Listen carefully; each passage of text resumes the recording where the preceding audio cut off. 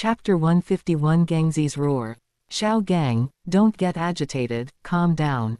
Lu Erlong squatted down beside him, gently patting his back, and softly comforting him. It's Feng Baiyu's loss that he can't become your disciple, we don't care.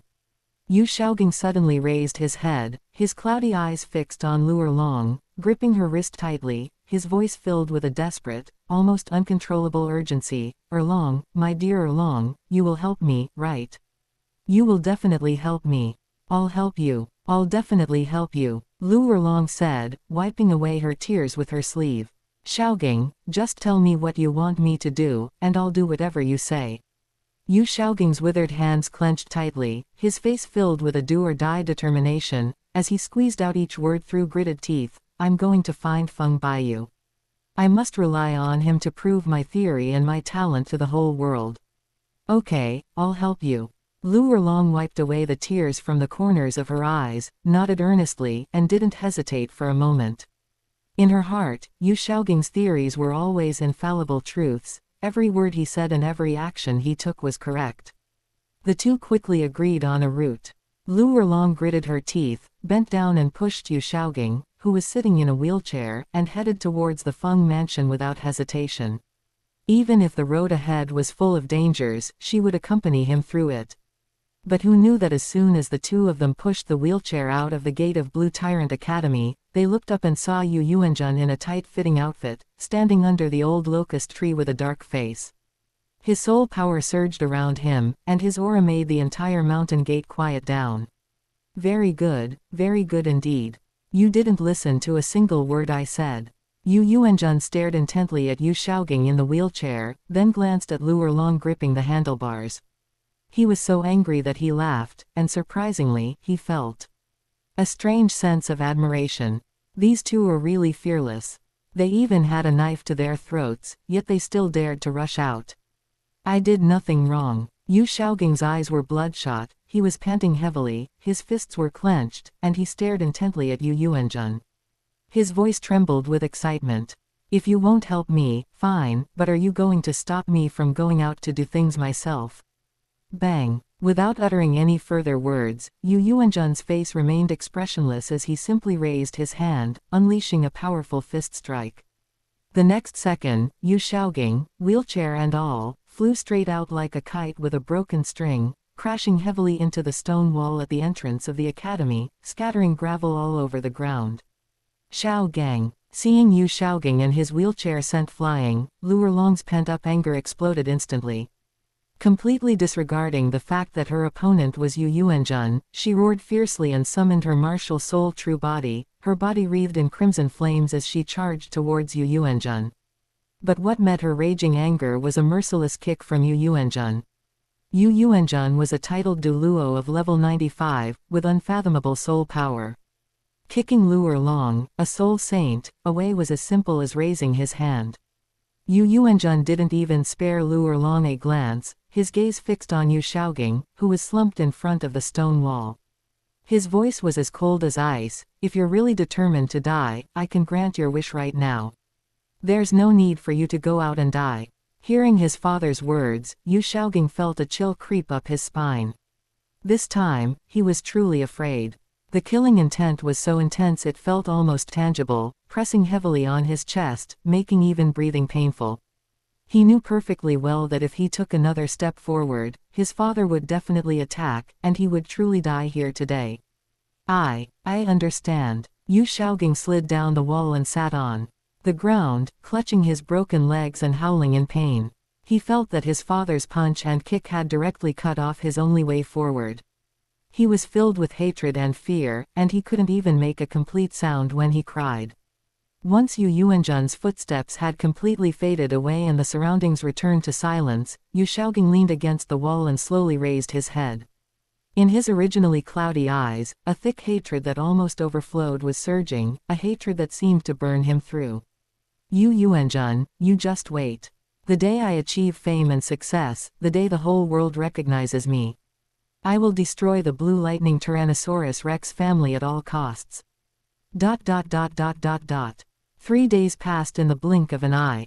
During these 3 days, Tang Wei's life at the 7 Treasure Glazed Tile School and the Blue Lightning Tyrant Dragon School was no different from that of a breeding pig in a pen.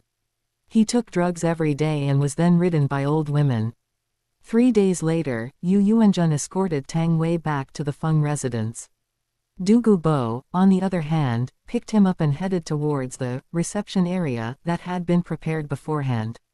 At the entrance of the venue, the noble ladies who had been waiting for 3 days and 3 nights were already lined up neatly, handing over their silver coins one by one and entering in order without any disorder. Who would have thought that Tang Wei, a dignified and upright titled Douluo, would one day be the one being waited for by others? Tang Wei, standing backstage waiting for his number to be called, was completely devastated. He had lost all the prestige of his former titled Douluo and was filled with nothing but despair. He didn't even have the will to lift a finger. But he lay on the soft couch, tossing and turning, racking his brains but still couldn't understand why, even though he was a titled Douluo from the Haoshan sect, not a single person from the sect came to save him. In fact, it wasn't that the people of Haoshan sect refused to come to his rescue. The elders who risked their lives to rush out of the sect to try to save him had all been captured and imprisoned by Feng Qingluan, who was guarding the mountain gate, and not a single message could be sent out. I never expected that the Haoshan sect, which has been closed off for so many years, would still be hiding so many titled Douluos. Feng Qingluan stroked his beard and said to Feng Baiyu, I explored the mountain gate and estimated that there are 2 more titled Douluos hidden inside. However, according to the rules set by the Grand Elder, we cannot step into the ancestral land of the Haoshan sect, so I did not rush in. Feng Baiyu's gaze fell on the 3 white-haired, white-bearded old men on the ground. He tapped his fingertips lightly on the railing and nodded in satisfaction. Being able to capture these 3 has already exceeded expectations. He squinted for a moment to make out the details, then slowly said, This is the Grand Elder of the Haoshan sect. This is the 2nd elder, and this one next to him is the 4th elder, right? Elder Porcupine. Feng Baiyu looked up at Elder Porcupine standing below and slowly instructed, 2nd elder of Haoshan sect, the soul bone in his right arm is yours. Thank you for your kindness, young Master Feng, but I really dare not accept this soul bone. Elder Porcupine hurriedly stepped forward, waving his hands and shaking his head repeatedly, his tone full of respect. You have already given me enough rewards these days. Being able to do a little thing for young Master Feng is an honor I have earned in 3 lifetimes. How could I dare to ask for any more benefits? Just take it when I tell you to. Why are you making so many excuses? Chapter 152 Shippo and Blue Lightning's Treasure Trove. Feng Baiyu waved his hand, his tone carrying an unyielding air. After you go back, stay by Shui Jia's side and protect her safety for me. There's nothing else here, you can leave now. Thank you, young Master Feng. The Porcupine Douluo readily agreed, his heart already bursting with joy. To have picked up a high-quality soul bone for free was like a windfall. Without wasting words, he stepped forward and grabbed the 2nd elder's right arm. Before the other could struggle or scream, he twisted the arm cleanly with a forceful twist and then neatly took out the still warm right arm soul bone and put it into his soul tool. Clutching the benefits he had gained, he bowed respectfully to Feng Baiyu and Feng Qingluan, then turned and quickly retreated, his steps much lighter than when he arrived. The bone on the 1st elder's body is an 80,000-year-old torso bone, and the bone on the 4th elder's body is a 30,000-year-old head bone. Feng Baiyu turned to his grandfather Feng Qingluan, who was standing to the side, and spoke with a casual yet ruthless tone, These 2 bones will be temporarily placed on them. You break their limbs and make them go to entertain guests with Tang Wei from before. When it comes to enemies who stand in his way, Feng Baiyu always eliminates them completely, showing no mercy whatsoever. Tang Wei dared to swagger into the Feng residence and make threats. Since he dared to come, he should be prepared for his whole family to be buried with him. After this ordeal, the Clear Sky sect lost 4 titled Douluo in succession. Even though it was once the number 1 sect in the world, it was severely weakened and its vitality was greatly diminished. In the short term, Sect Master Tang Xiao probably wouldn't dare to send anyone out to cause trouble again. Now that the trouble with the Haoshan sect has been resolved, it's Erbadong's turn.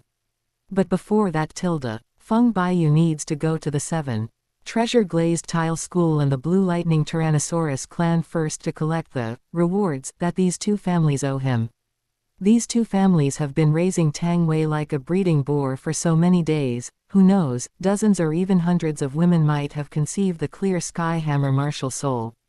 Now, it's time for them to fulfill their promise and pay the remaining balance. As for the 4 captured title Douluo with clear sky hammers, who should be entrusted with their care? Feng Baiyu didn't care about this at all. With Poison Douluo Dugu Bo in charge, plus the skilled fighters that Platinum Bishop Solace had dispatched from the Spirit Hall, it was more than enough to keep an eye on a few prisoners who had lost their soul power. A day later, Feng Baiyu returned safely from the 2 treasure vaults of the 7 Treasure Glazed Tile School and the Blue Lightning Tyrannosaurus clan, carrying large bags of his spoils. I couldn't help but marvel inwardly. It was indeed a top-tier sect with a history spanning hundreds or even thousands of years. Its profound heritage far exceeded my expectations, and the collection in its vault truly lived up to its reputation as a treasure trove of hidden talents. Many treasures are of unknown origin and use even to the sects themselves. They are simply judged by intuition to be rare and precious items, and they are left to gather dust in the treasury, untouched for hundreds of years.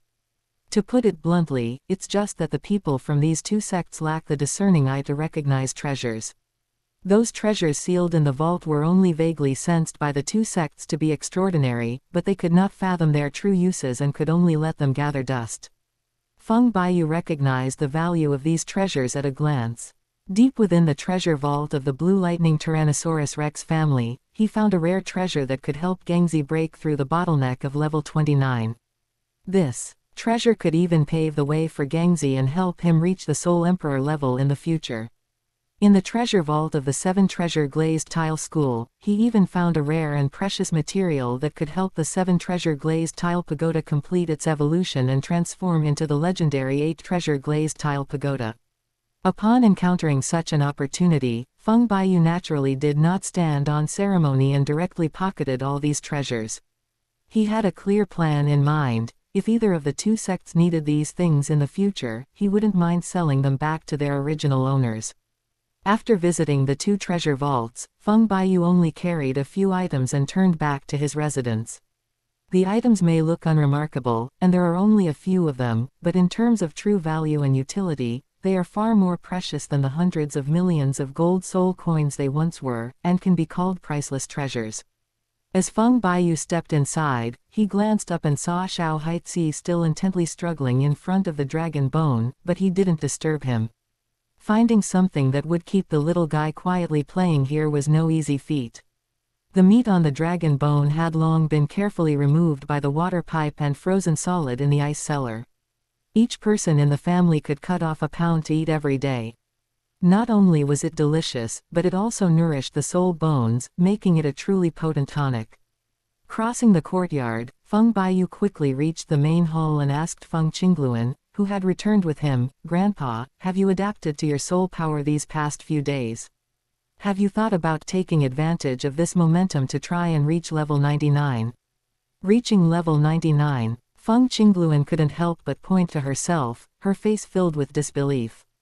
Right now, in his view, being able to reach level 98 in less than half a year was already a blessing from his ancestors and a stroke of luck against fate. Why would he immediately try to reach level 99 after just gaining a foothold? Isn't this step taken a bit too hastily? Even though he had long since accepted the surprises his grandson brought to the Feng family and watched the family rise step by step, in Feng Qingluan's heart, level 99 was still a near-legendary and sacred realm on the Douluo continent. In his original plan, he would have been satisfied if he could reach the threshold of level 99 in his lifetime. He never expected that this day would come so soon. He should have accumulated at least another 10 or 20 years of experience. But to my surprise, my grandson is now saying that we can try to make an attempt. Isn't this a bit hasty? Grandpa, of course you can. As soon as Feng Baiyu finished speaking, he took out a fossil from his storage soul tool and said, "This is a treasure that Sister Shui brought out from the Heaven Do Imperial Palace. Although most of the divine blood energy inside has dissipated, it has solidified into this fossil shape. He traced the crystal with his fingertips, his tone resolute, but even if the energy dissipates, its essence is still a divine object, enough to help you open the gate to level 99. Today I found 2 rare items from the Blue Lightning Tyrannosaurus clan and the 7 treasure glazed tile school that can activate the medicinal power of divine blood. As Feng Baiyu spoke, he spread the treasures he had taken out on the table and looked up at Feng Qingluan. Grandpa, if you use these 2 items with divine blood to do a medicinal bath and absorb them intensively for 81 days, you will most likely be able to successfully advance to the 99th level. 81 days, and you can get me to the threshold of limit Douluo. Feng Qingluan repeated in a daze, her tone full of disbelief. Just 1 medicinal bath, and you can do it. Level 99 is a ceiling that many soul masters can't reach even after a lifetime of hard work. How can you achieve it just by taking a medicinal bath for 81 days? The speed at which his soul power increased was several times easier than when the Grand Elder was in his prime. Chapter 153 81-Day Intensive Course. Feng Baiyu could easily see the surprise in his grandfather's heart, so he immediately smiled and reassured him, "That's right, it's just an 81-day intensive training program. To put it bluntly, it's just a matter of taking a medicinal bath. Grandpa, don't worry about anything else. You just need to stay in the cave and soak in the medicinal bath to absorb the medicinal power." Hearing her grandson speak with such certainty, Feng Qingluan, seeing his confident demeanor, still harbored some concerns. While the medicinal bath was highly effective, it clearly required continuous soaking day after day, without any interruption. In the past, if one could be promoted to the next level, let alone spend 81 days in seclusion, even 810 days, it would be a great opportunity that people would fight tooth and nail to achieve. Just look at his second brother, Golden Crocodile Douluo. He's stuck at level 98, and decades have passed in the blink of an eye, yet he hasn't even touched the threshold. The barrier between level 98 and 99 isn't something that can be crossed so easily. But things are different now. Our Feng family has long become the center of attention for all soul masters across the continent. It's one thing that you make enemies so quickly, but they are all tough nut to crack.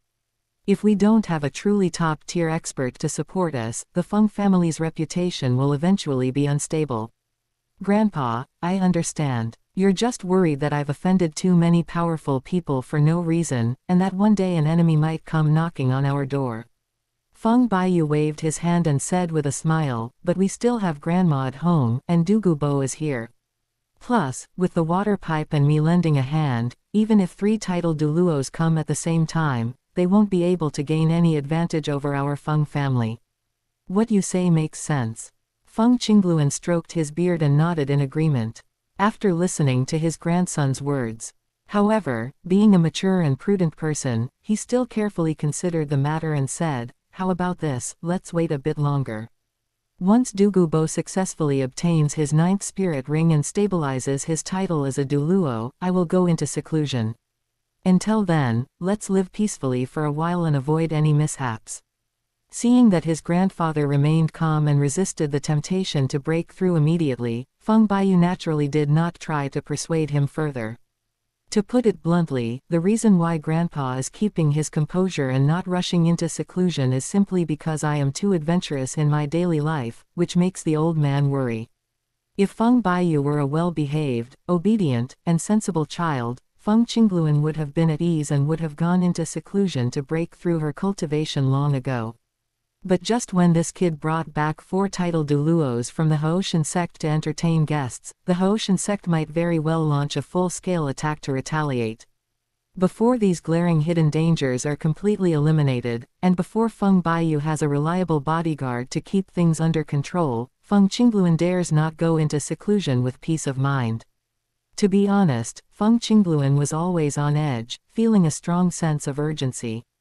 In his view, even though he had improved very quickly, his speed still couldn't keep up with the speed at which his grandson provoked his enemies. This kid's talent for causing trouble far surpasses his ability to increase his soul power. Over the years, if you count on your fingers, if it weren't for my old school level 98 titled Douluo status protecting him, who knows how many assassinations and sneak attacks this kid would have suffered from.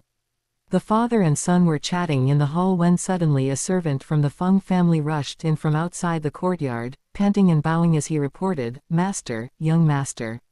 The search team we sent out has just sent word that they've found traces of the 100,000-year-old azure phosphorus serpent king."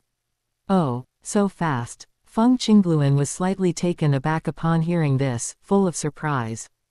Just an hour ago, he had agreed to wait until Douluo obtained his 9th spirit ring and stabilized his title Douluo realm before he went into seclusion to break through to level 99. Who would have thought that the traces of a 100,000-year-old spirit beast would come knocking on his door so soon? If it weren't for the fact that the messenger was her distant nephew who had followed her for many years, Feng Qingluan would have suspected that this was a scheme arranged by her grandson in advance, deliberately coaxing her into going into seclusion in peace. It seems that Douluo was destined for this opportunity. After hearing the report, Feng Baiyu nodded slightly and said with certainty, "His martial soul is the azure phosphorus serpent. With a complete 100,000-year soul ring and soul bone, he should be able to evolve into the azure phosphorus serpent emperor. Once he firmly establishes himself as a title Douluo, even the 3 upper sects will not dare to underestimate his strength. He will definitely be able to hold the fort." After hearing her grandson's words, Feng Qingluan immediately smiled and nodded in agreement. Poison might not be very effective against top experts of the same level, but it's incredibly useful for dealing with minor characters who aren't up to par. At this moment, Douluo is stationed at the place where the prisoners of the Haoshan sect are being held. If he is to be transferred out to hunt for soul rings, then Solace will naturally have to stay there for a few days to keep watch for him. To put it bluntly, Feng Baiyu only detained these people to settle scores and take revenge on Haoshan sect.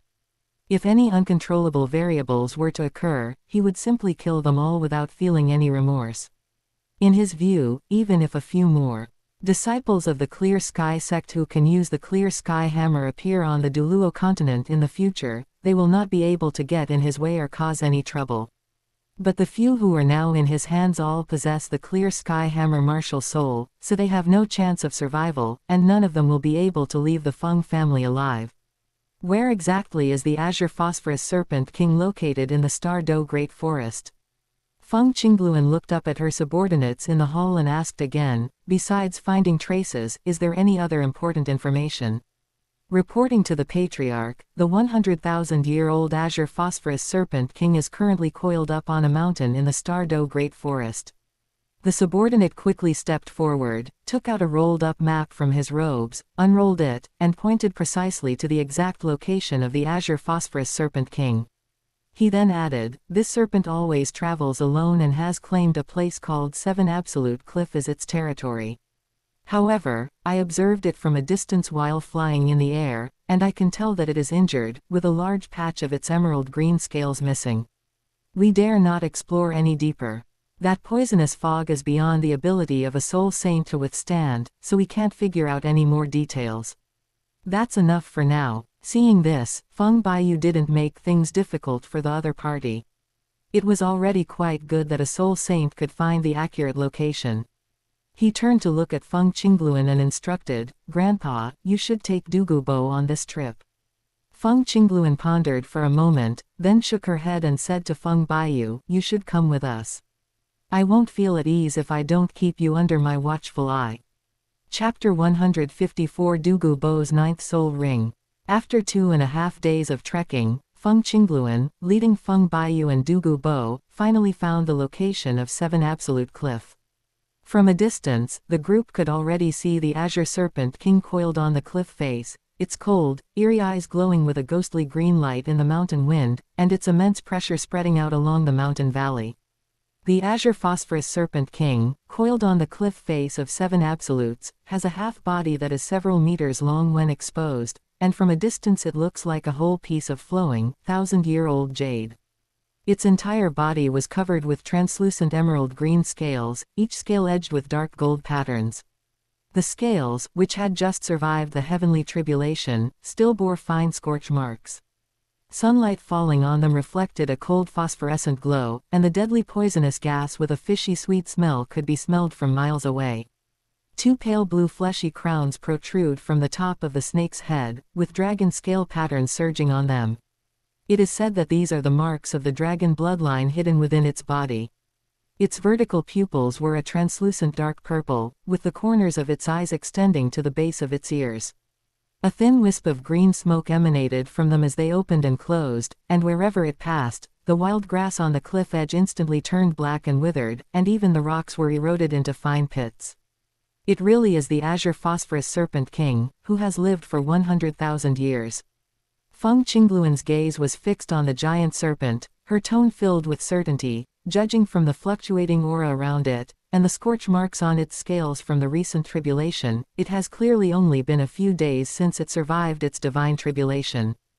Douluo Bo, this is an incredible opportunity, your good fortune has arrived. Thank you for your kindness, Patriarch. Thank you, young master. Douluo Bo's gaze was fixed on the azure phosphorus serpent king coiled not far away, the light in his eyes brighter than the serpent king's eerie green scales, almost oozing from his eye sockets. A ninth soul ring with 100,000 years of cultivation, this was an opportunity he wouldn't have dared to dream of even if he spent half his life trying. The last weakness of a title Douluo, the top-tier spirit ring that countless people on the Douluo continent coveted but could not obtain, was now quietly placed before him. With the level 98 titled Douluo Feng Qingluan in charge, there's naturally no need to start any earth-shattering death battle. Feng Qingluan took a step forward, her martial spirit suddenly activating her. The azure gold martial spirit aura instantly permeated half of the cliff. Before the azure phosphorus serpent king could retaliate, she had already severely injured the giant serpent, which had just survived its tribulation and whose strength had not yet recovered, in just a few moves.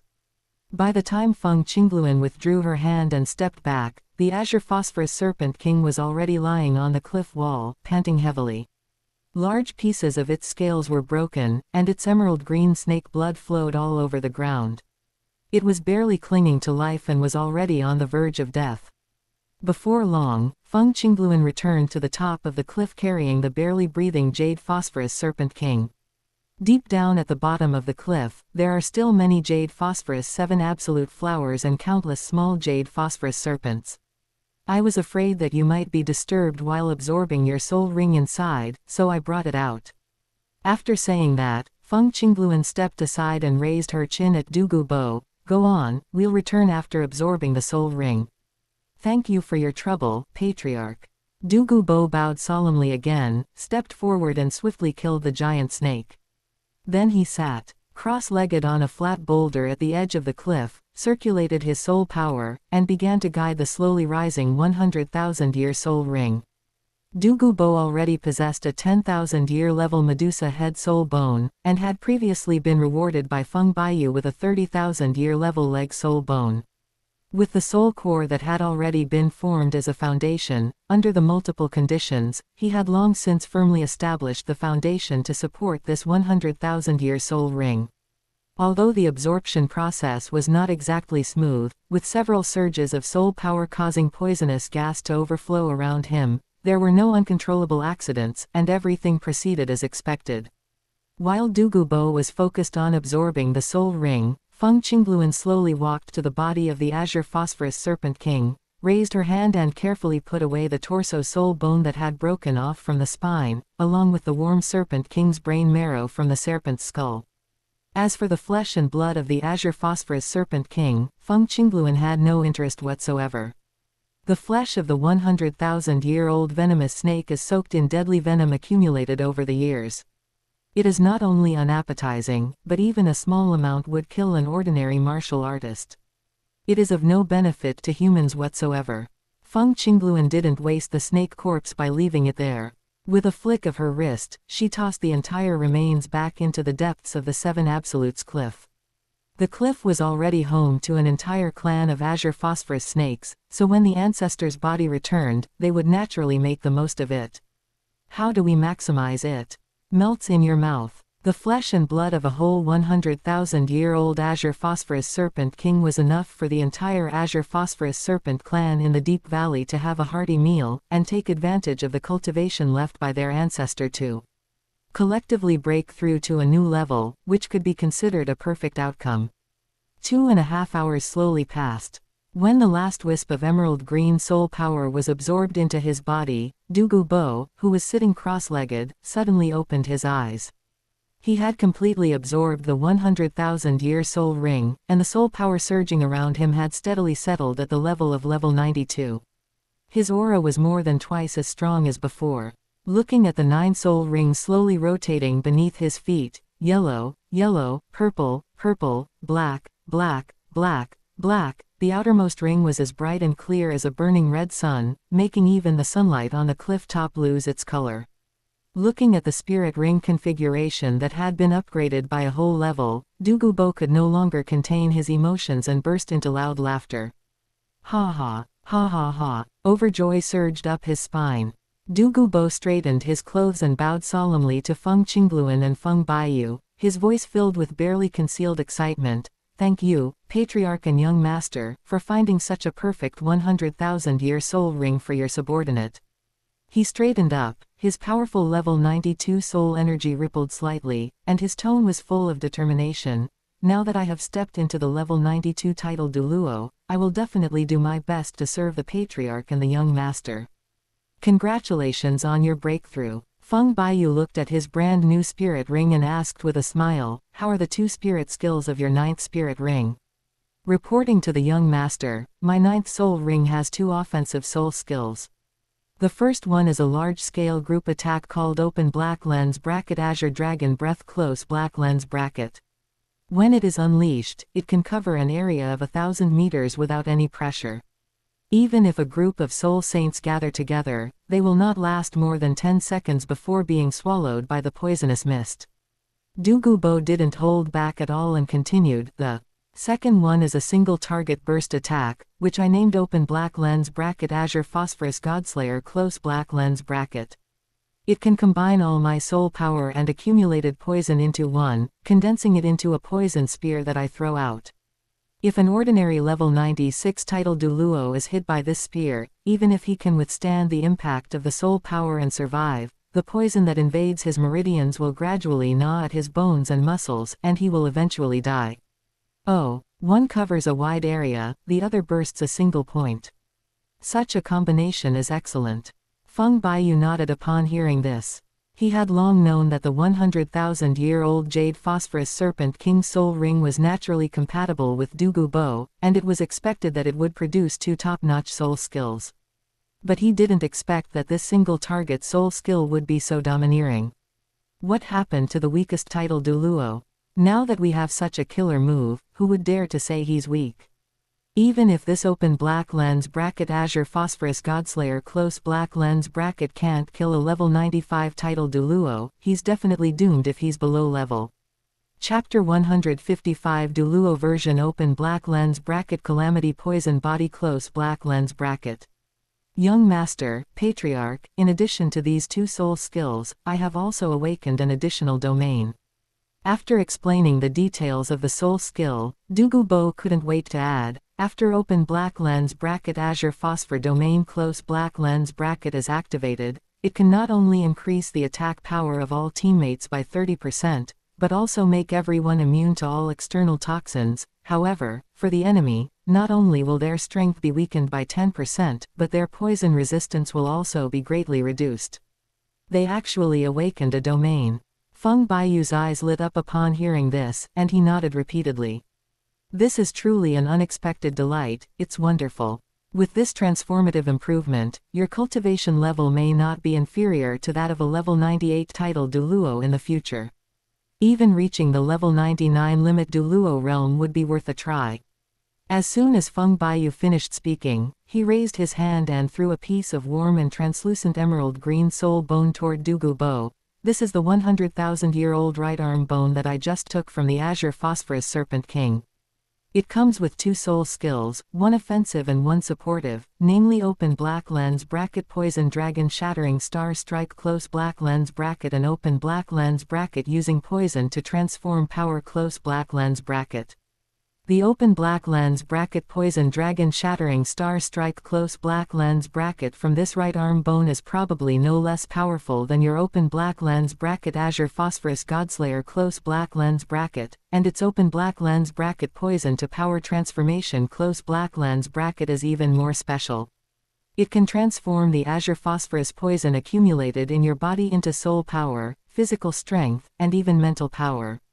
Feng Baiyu paused, his tone tinged with approval. To be honest, this open black lens bracket poison to power close black lens bracket technique alone is enough to completely remove the deadly poison of your Bilan family's martial soul that has plagued you for generations. It can also turn the original burden into a shortcut to rapid cultivation. It's no exaggeration to call it a natural cheat code. Really. Douluo quickly lowered his head, clenching the warm, emerald green soul bone in his palm. His voice trembled slightly with excitement. I've lived this long, and I never imagined that the antidote to the deadly poison that has plagued our Douluo family for generations would be hidden in the soul bone of the azure phosphorus serpent king. He stroked the smooth texture of the soul bone's surface, exclaiming repeatedly, using poison to neutralize power, what a brilliant use of poison to neutralize power. At this moment, Douluo had already figured it out. The skill that this soul bone brought was simply a life-saving remedy bestowed upon the Douluo lineage by heaven, and a lucky star for the entire family. The young master had previously told him several ways to resolve the backlash from the jade phosphorus serpent martial soul, but compared to the open black lens bracket poison to power close black lens bracket method on this soul bone, those methods were ultimately lacking. They either only treated the symptoms, or imposed significant limitations on cultivation, or required resources like immortal herbs. How could they compare to this thorough transformation, which could turn harm into benefit? If a soul master in the family could master this soul skill, they could absorb the deadly poison of the jade phosphorus serpent without any fear of backlash, and could even rapidly advance their cultivation level by converting it. It would be an incredible opportunity. At this moment, Douluo's mind was already racing. He couldn't wait to find a valley to raise the azure phosphorus serpent clan, so that they could be hunted exclusively for his family in the future, and so that his descendants could obtain soul bones with the open black lens bracket poison to power close black lens bracket ability, thus completely escaping the fate of backlash from their martial souls. Young master. Douluo suddenly raised his head, his fingertips clutching the emerald green soul bone, and asked cautiously in a soft voice, could I leave this soul bone to Yan Yan? Leave it to Douluo Yan. Feng Baiyu frowned slightly upon hearing this and explained, back then, open black lens bracket blazing apricot blossom close black lens bracket and open black lens bracket 8-cornered ice grass close black lens bracket had already cleansed the poison from her martial soul. According to the soul ring plan I made for her, this 100,000-year-old right arm bone won't be of much use to her. He changed the subject, looked up at Douluo, and said in a serious tone, the one who really needs this soul bone is you. With open black lens bracket poison transformation technique close black lens bracket, you can go to all kinds of poisonous places in the world to cultivate in seclusion. If you make good progress, it won't be long before you can steadily reach the level of a 98th level title Douluo. Young master, I understand. Douluo immediately realized what Feng Baiyu meant. His most important task right now is to hone himself into a top-tier combatant capable of standing alone. As for arranging soul rings and soul bones for his granddaughter Douluo Yan, wouldn't it be much easier to do so once he has reached level 98? Moreover, the ice and fire yin-yang eye is shrouded in a dense and persistent poisonous fog all year round. As long as he absorbs this soul bone and refines and transforms all the deadly poison that has accumulated there for thousands of years, he will probably be able to steadily reach level 96 in no time. As for the higher realms of level 97 and 98, it's just a matter of finding a few more rare poisons from around the world to swallow and slowly refine. With open black lens bracket poison transformation technique close black lens bracket, deadly poisons are no longer deadly traps, but have instead become the best supplement for his cultivation advancement. When it comes to poison, when has Douluo ever lacked it? Looking at the enlightened Douluo in front of him, Feng Baiyu nodded inwardly. The benefits that this 100,000-year-old right arm bone brought him were far greater than those of the 100,000-year-old soul ring. This is equivalent to directly granting Douluo a Douluo version of the open black lens bracket calamity poison body close black lens bracket, completely resolving the poison backlash problem that had been trapping him from beginning to end, and paving the way for his cultivation up to level 99. With the snow swan kiss already prepared, Feng Baiyu had even planned ahead. Within 5 years, he could directly elevate Douluo to the level of a 99th limit Douluo. However, now that the important business is done, there's no need to linger any longer. Let's head back. Feng Baiyu said with a smile, let's nurture the Azure Phosphorus Serpent clan of 7 Absolute Cliff for now. In a few years, when the clan has grown stronger, this place will only suit your taste better than it does now. Yes. The 3 returned to the Feng residence safely. Feng Baiyu reviewed the recent intelligence sent by his grandmother, Zhan Ying. These days, the entire territory and surrounding areas had been peaceful and calm, without any sudden disturbances. He knew in his heart that the current peace might not last long, but no matter what storms might come, the most urgent task was to help his grandfather, Feng Qingluan, break through to the level 99 limit Douluo realm as soon as possible and solidify the family's top combat power. Feng Baiyu suppressed the distracting thoughts in his mind and immediately instructed Shui Duanliu to prepare all the medicinal materials and utensils needed for the medicinal bath. The most crucial element in preparing for this breakthrough was undoubtedly that hard-won drop of divine blood. After the water stopped flowing and everything was prepared, with all the medicinal herbs and divine blood thrown into the bathtub, Feng Baiyu turned to Feng Qingluan and said, "Grandpa, once you're inside, just focus on circulating the Phoenix technique and slowly absorbing the medicinal energy in the tub. Once you've completely absorbed this energy, your strength will definitely take another big step forward." All right. Feng Qingluan had already adjusted himself to his peak condition. He glanced at the crowd surrounding him and said loudly, "Baiyu will be in your hands during this period of breakthrough." Zhan Ying, Douluo, and Shui Duanliu bowed in unison, their voices resolute. "Patriarch, rest assured, we will fight to the death to protect you and will not allow anyone to disturb your breakthrough." Chapter 156. The 4 old Dengs died. Dead. A month later, news of the fall of 4 title Douluo from the Tang family reached Feng Baiyu's ears. "Young Master Feng, it is our fault for not doing our job well." Solace lowered his head, his face full of shame, his voice hoarse. "The titled Douluo from the Haoshan sect was too powerful. My men were simply unable to stop him." The water pipes. Feng Baiyu turned his head, his gaze falling on the stopped water flow, and instructed, "Go and take a look." "Your subordinate obeys." Shui Duanliu responded loudly, immediately stood up, and walked steadily towards the door. After he left, Feng Baiyu turned back to Solace and asked him in detail about the whole incident. Solace has never been a gentleman, but since he has managed to secure the position of Platinum Bishop of the Spirit Hall branch of the Heaven Do Empire, his ability to handle affairs must be quite good. Before encountering the protagonist's inexplicable aura of intellectual decline, he was clear-headed and extremely organized. Upon hearing Feng Baiyu inquire about the details, he recounted the entire story of the attack and deaths of the 4 title Douluos from the Tang family, without any concealment or omission. As Feng Baiyu listened, he silently sorted through the clues and deduced the situation in his mind. Half an hour later, footsteps sounded outside the door. Shui Danliu had returned. "Young master, there are traces of Haoshan Hammer's battle aura left at the scene. Judging from the strength of the force, the person who came here must be at least level 95. Shui Duanliu finished reporting the situation of the scene investigation in detail, then bowed and said, "It's a pity that the bodies of the 4 Haoshan sect members were not found, otherwise we could have found more clues. I underestimated the Haoshan sect. I didn't expect them to have such a top expert hidden away." Feng Baiyu tapped the edge of the table lightly with his fingertips. He was now basically certain that the person who made the move was Tang Xiao. In just over a month, the seeds of the Clear Sky sect's influence have quietly spread throughout the entire Douluo continent. Even with Tang Xiao's eyes bloodshot and his breath coming in ragged gasps, it was all to no avail.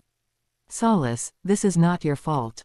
Feng Baiyu said to comfort him, then took out a 10,000-year-old right leg soul bone that shone with a warm soul power and handed it to the other party. Consider this soul bone as your reward for the past month or so, and as compensation for the loss of manpower. Thank you, young Master Feng. Thank you for your generous gift, young Master Feng. Solace's gaze was fixed on the 10,000-year-old soul bone. He was so excited that he repeatedly clasped his hands in a gesture of respect that was almost humble. He was just short of kneeling down and swearing allegiance on the spot. With Solace's wealth, it wouldn't be difficult for him to collect a few thousand-year-old soul bones, but 10,000-year-old soul bones are extremely rare. Even a right leg soul bone that is just over 10,000 years old is not a treasure that a soul master of his level can easily obtain. He had only been Feng Baiyu's deputy for a little over a month, yet he received such a generous reward.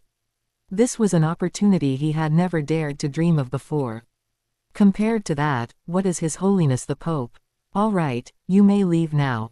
Feng Baiyu waved his hand, indicating that Solace could leave. Solace did not dare to linger, bowed again, thanked him, and hurriedly left the room. Once Solace's footsteps had completely faded away, Feng Baiyu turned to look at Shui Duanliu and solemnly instructed, Shuiguan, keep a close eye on those kids for me these next few days.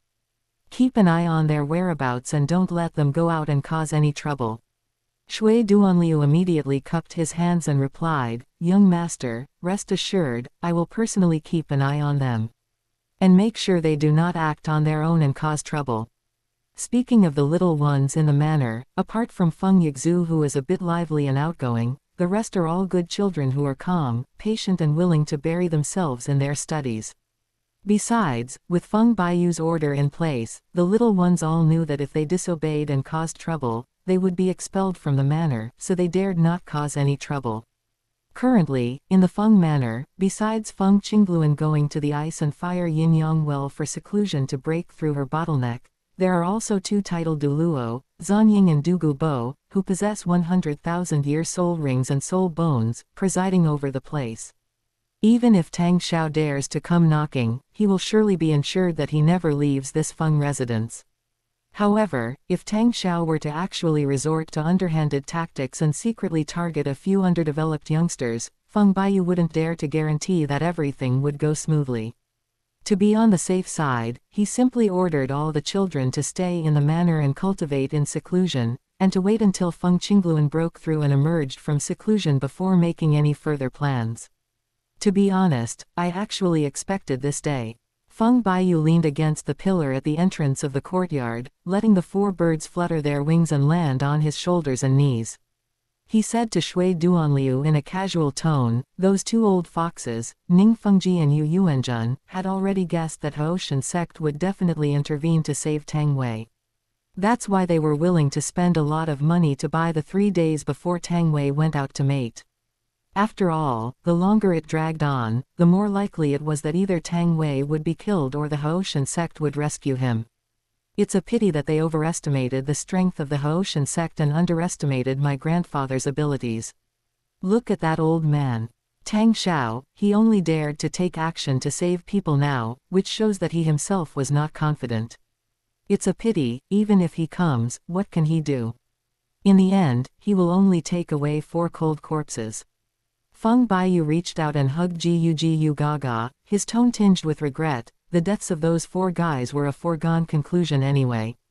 It's just a pity that we couldn't remove their 2 soul bones beforehand, which only benefited that old bastard Tang Xiao. Sigh. After all, the soul bones of those 2 old men were in their heads and torsos, and they were reserved for breeding and could not be removed in advance. If they're gone, they're gone. Just look at the accounts Solace handed over. Recently, those nobles in Tiando City have been squeezing these 4 old geezers pretty hard. On average, each of them has to serve 150 women a day. Tisk tisk, their bodies have long been hollowed out. Feng Baiyu waved his hand, no longer thinking about the soul bone, and turned to look at Shui Duanliu, saying with a hint of expectation, Shui Guan, just focus on your cultivation and strive to break through to the title Douluo level as soon as possible. When that happens, our Feng family will have another powerful ally who can stand alone. Your subordinate obeys, young master. Shui Duanliu bowed and replied hastily. Feng Baiyu casually took out a section of 10,000-year-old Xuanbing marrow and handed it to him, instructing him to take it out and absorb the pure cold energy within during his daily cultivation. With this rare treasure by his side, breaking through to the title Douluo level was only a matter of time. Sir, since you're here, please come out and have a chat. After the water stopped flowing and he withdrew to focus on his cultivation, Feng Baiyu looked up at the empty courtyard and said calmly, "This place has been cleared out long ago, and there are no outsiders here. Why don't you come out and meet me?" Chapter 157 Reunion with the Snow Empress. As soon as he finished speaking, a white-clad figure with ethereal beauty and extraordinary temperament silently appeared from the void and landed in front of Feng Baiyu. Feng Baiyu glanced at the pure and elegant figure, a faint smile playing on his lips, and greeted her, "Snow Emperor, we meet again."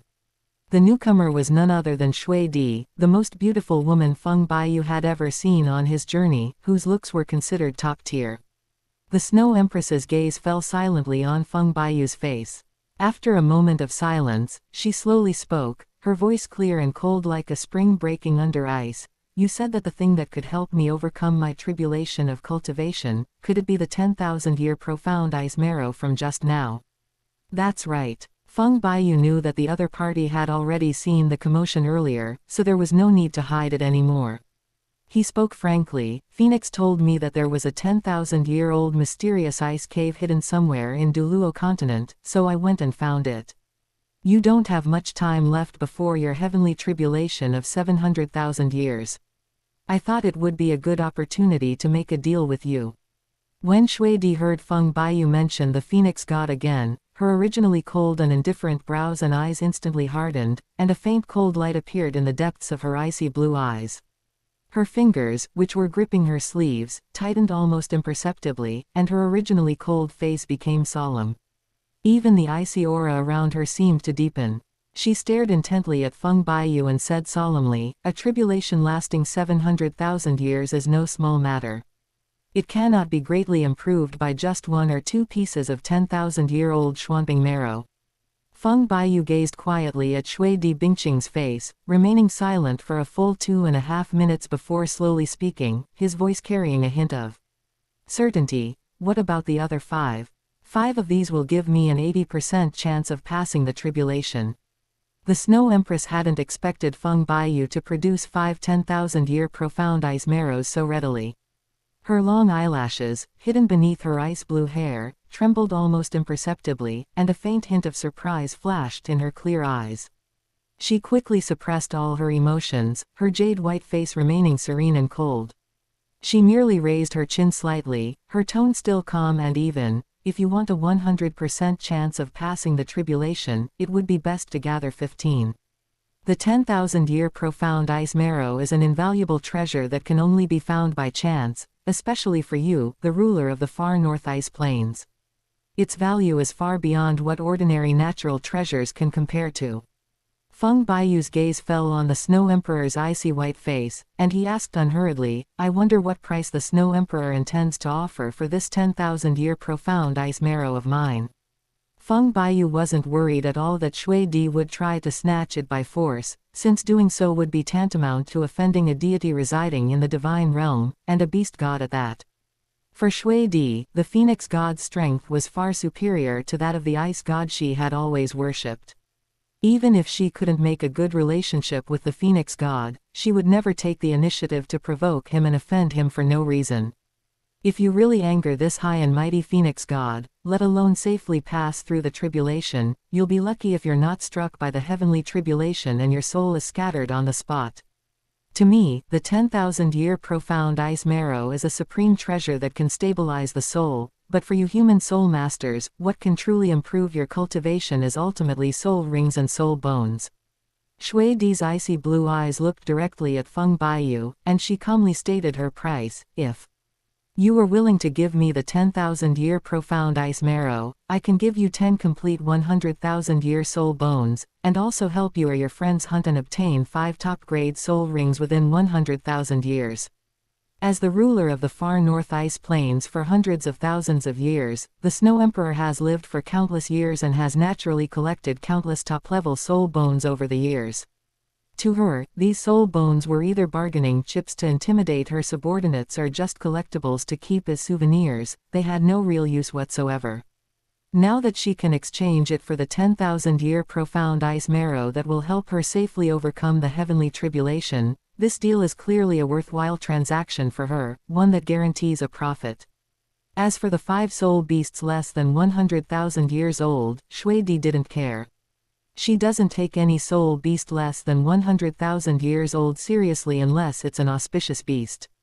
5 spirit rings under 100,000 years old. Feng Baiyu tapped the stone table under the corridor with his fingertips, instantly understanding Shuidi's thoughts. She herself was a top-tier spirit beast, so naturally she was unwilling to attack her own kind who were over 100,000 years old. But the spirit rings he needed didn't necessarily have to be at the 100,000-year level. He looked up at Shuidi, his tone resolute. What I want is a pure-blooded phoenix spirit beast. Currently, 3 of my first 4 spirit rings are pure-blooded phoenixes, and my first spirit ring is slightly inferior. Feng Baiyu raised his hand and summoned his companion, Xiao Haitzi, making it reveal its spirit rings before continuing to ask, if my next 5th and 6th spirit rings happen to require the spirit rings of the light phoenix and the dark phoenix, can you help me obtain them? A pure-blooded phoenix. Upon hearing this, the Snow Empress frowned slightly. After a moment's thought, she replied, as long as it's below the 100,000-year level, I can help you. Then I'll trouble Shuidi to help me find these 2 soul beasts. The age doesn't need to be too high, between 50,000 and 90,000 years will be just right. Feng Baiyu smiled slightly, raised his hand and took out 3 pieces of white, icy blue glaze of 10,000-year-old Xuanbing marrow and pushed them in front of the other party. These 3 pieces are your deposit. In fact, Feng Baiyu already had a sufficient amount of the 10,000 years of profound ice marrow that he brought from the profound ice cave. He could never use it all up. Now, he was exchanging it for the Snow Emperor's help, which could be considered a win-win situation where everyone got what they needed. In Shuidi's eyes, she had undoubtedly made a fortune by exchanging a large number of treasures for the ultimate treasure for tribulation, but for Feng Baiyu, exchanging useless idle natural materials for the pure blood phoenix soul bone and soul ring that he desperately needed was not a loss at all. As for the 15 pieces of 10,000-year profound ice marrow, it was not a big loss for Feng Baiyu at all. He wouldn't feel the slightest bit pain even if he were given 3 or 5 more pieces, let alone 15. Feng Baiyu felt that Shuidi would not need more than 15 pieces of 10,000-year profound ice marrow to successfully transcend the tribulation, and the rest should be left to Bing Di or Bing Shang Wang Xiaobai filled circle. Regardless of how many the Snow Empress ultimately uses, Feng Baiyu can exchange them for 10 100,000-year-old soul bones, plus 5 custom-made top-grade soul rings. This deal is worthwhile no matter how you look at it. He currently only needs 5 soul rings, and this transaction allows the Snow Empress to have them all, saving him a lot of trouble searching everywhere. As for the point that it can only be less than 100,000 years, Feng Baiyu didn't care at all. He had a way to raise the captured soul beasts to 100,000 years. This limitation was no obstacle for him at all. Feng Baiyu watched the Snow Emperor gracefully depart with 3 pieces of 10,000-year profound ice marrow, then reached out and scooped the ice phoenix that had brushed against his feet into his arms. He gently stroked the roots of the ice-blue feathers with his fingertips, a mischievous smile playing on his lips as he muttered to himself, "Sigh, if I could trick such a stunningly beautiful expert into becoming my wife, I'd be hitting the jackpot. If it really works out, I wouldn't feel the slightest bit hurt even if I had to give away 15 more pieces of 10,000-year profound ice marrow as a betrothal gift." Chapter 158 Ning Rongrong's Martial Soul Awakening. After accepting Feng Baiyu's deposit, Shuidi turned around and flew away to help Feng Baiyu find a suitable soul beast. The Snow Emperor has been the overlord of the far north for nearly 700,000 years, and is the undisputed leader of the entire far north. He always keeps his word. Having accepted a favor, he would never be perfunctory and made up his mind to find him 2 phoenix soul beasts with the highest aptitude. After Shui Di turned and left, Feng Baiyu immediately raised his hand and summoned Xiao Haitzi, his tone solemn and expectant. Xiao Haitzi, we need to speed up our cultivation pace from now on. That Shui Di sister has already gone to help us find our 5th and 6th soul rings. We need to prepare in advance. It would be such a pity if we couldn't handle the top-grade soul beasts she brought back. Hey, why aren't you cultivating yet? Little Blackie glanced at Feng Baiyu sideways and retorted with a sneer, look at me, I practice open black lens bracket Kunshan Kao close black lens bracket so diligently every day, and look at yourself, always lounging around, not caring at all. Hey, you've gotten quite bold, huh? You're even lecturing your master now. Feng Baiyu immediately started arguing with his spirit, Little Black, and retorted with a stiff neck, am I not working hard? Every day, I'm either looking for spirit rings or on my way to find spirit rings. Look at all these rare and precious materials that have been gathered up. Which title Douluo can have my cultivation set up? I'm clearly the one who's working the hardest, okay. How dare you criticize me? Don't you even look at yourself? Do you even care about what you're doing? Have you really put in the effort? Has your soul power increased? Remember to look for the reasons within yourself. The two started arguing, their arguments escalating to the point where neither was willing to give an inch. The quack bird, squatting to the side, was already used to it. It merely glanced at the bird, before continuing with its own business. Despite being the youngest hatchling, it was the designated leader among the birds and was already accustomed to the daily bickering between master and servant. The emerald bird chirped and flapped its wings twice, muttering in annoyance, humans are all so idle, before lowering its head to continue munching on the snack in its hand. That was a fresh brain marrow from a soul beast with a cultivation level of 10,000 years. The main meal was naturally the brain marrow of the azure phosphorus serpent king, but he had recently eaten another portion of the brain marrow of a 100,000-year-old dragon mirage, which was too nourishing. Now he had to slow down before he could enjoy such a top-grade delicacy. As for the weakest member of the team, the Ice Phoenix, it couldn't get a word in edgewise and just quietly huddled to the side, treating it as a free spectacle. Days passed by, and before they knew it, it was the 6th birthday of Ning Rongrong, the only daughter of Ning Fengji, the sect leader of the 7 Treasure Glazed Tile School. The entire 7 Treasure Glazed Tile School had been looking forward to this for a long time, and finally, it was time for their little princess, Ning Rongrong, to awaken her martial soul. In order to personally awaken the precious little princess, Sword Douluo Chen Xin and Bone Douluo Ji Yu Rong argued for 3 days and 3 nights, almost tearing down the sect's martial arts arena. In the end, Sword Douluo was one step ahead and won the opportunity to awaken Ning Rongrong. After Sword Douluo completed the entire awakening process, a phantom of a lustrous, glassy pagoda slowly rose from Ning Rongrong's palm. It was indeed the 7 Treasures Glazed Pagoda inherited from her family. When the soul power testing crystal lit up, even Sword Douluo, who was used to seeing geniuses, was astonished. This child's innate soul power had actually reached a full level 9.8. Although it didn't reach the full innate soul power, this is still the highest record of innate soul power since the founding of the 7 Treasure Glazed Tile School. Even the first ancestor who broke through the 7 Treasure Glazed Tile Pagoda to the 8 Treasure Glazed Tile Pagoda only had an innate soul power of level 9.3.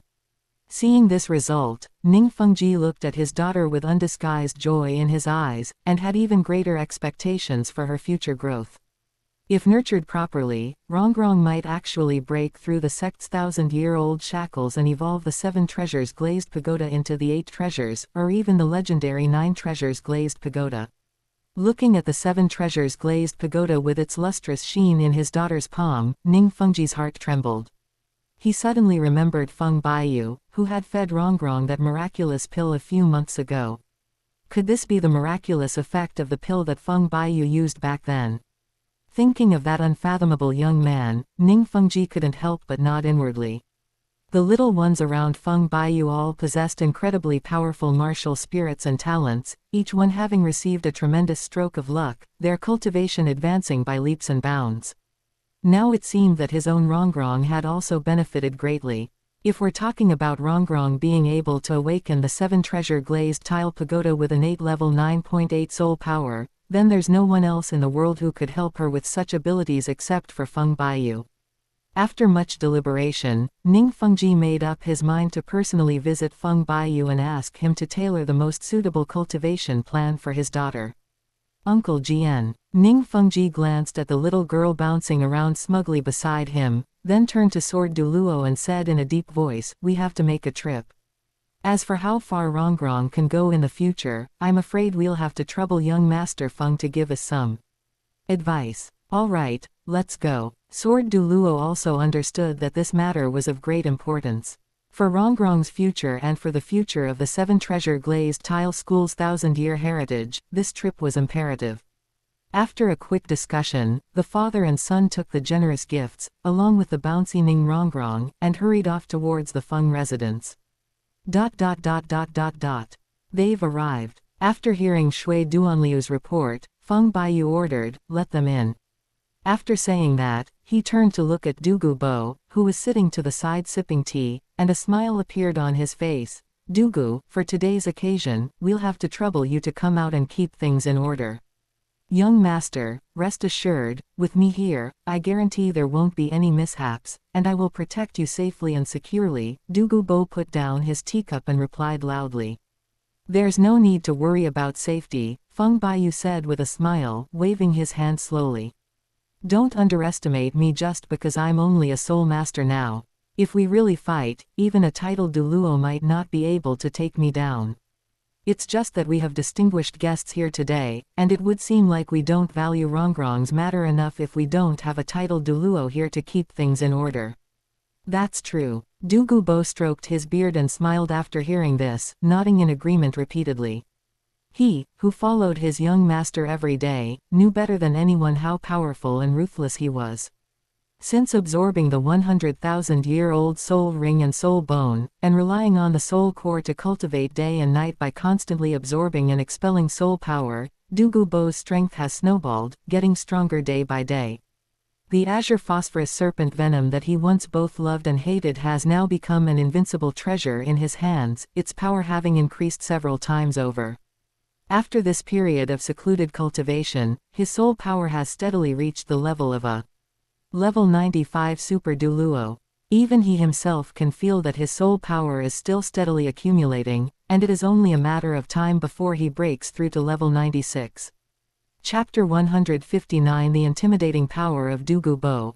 The two were sitting in the main hall drinking tea and chatting when, not long after, Shui Duanliu led the 3 generations of the 7 treasure glazed tile school into the hall.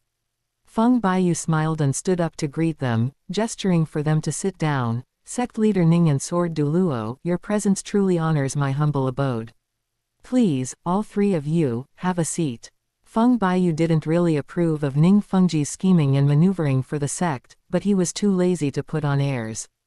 To be honest, he was just a worldly person, and when faced with a big spender offering him a chance, he naturally had to put on a smiling face. "Young Master Feng, I apologize for the intrusion and disturbance today."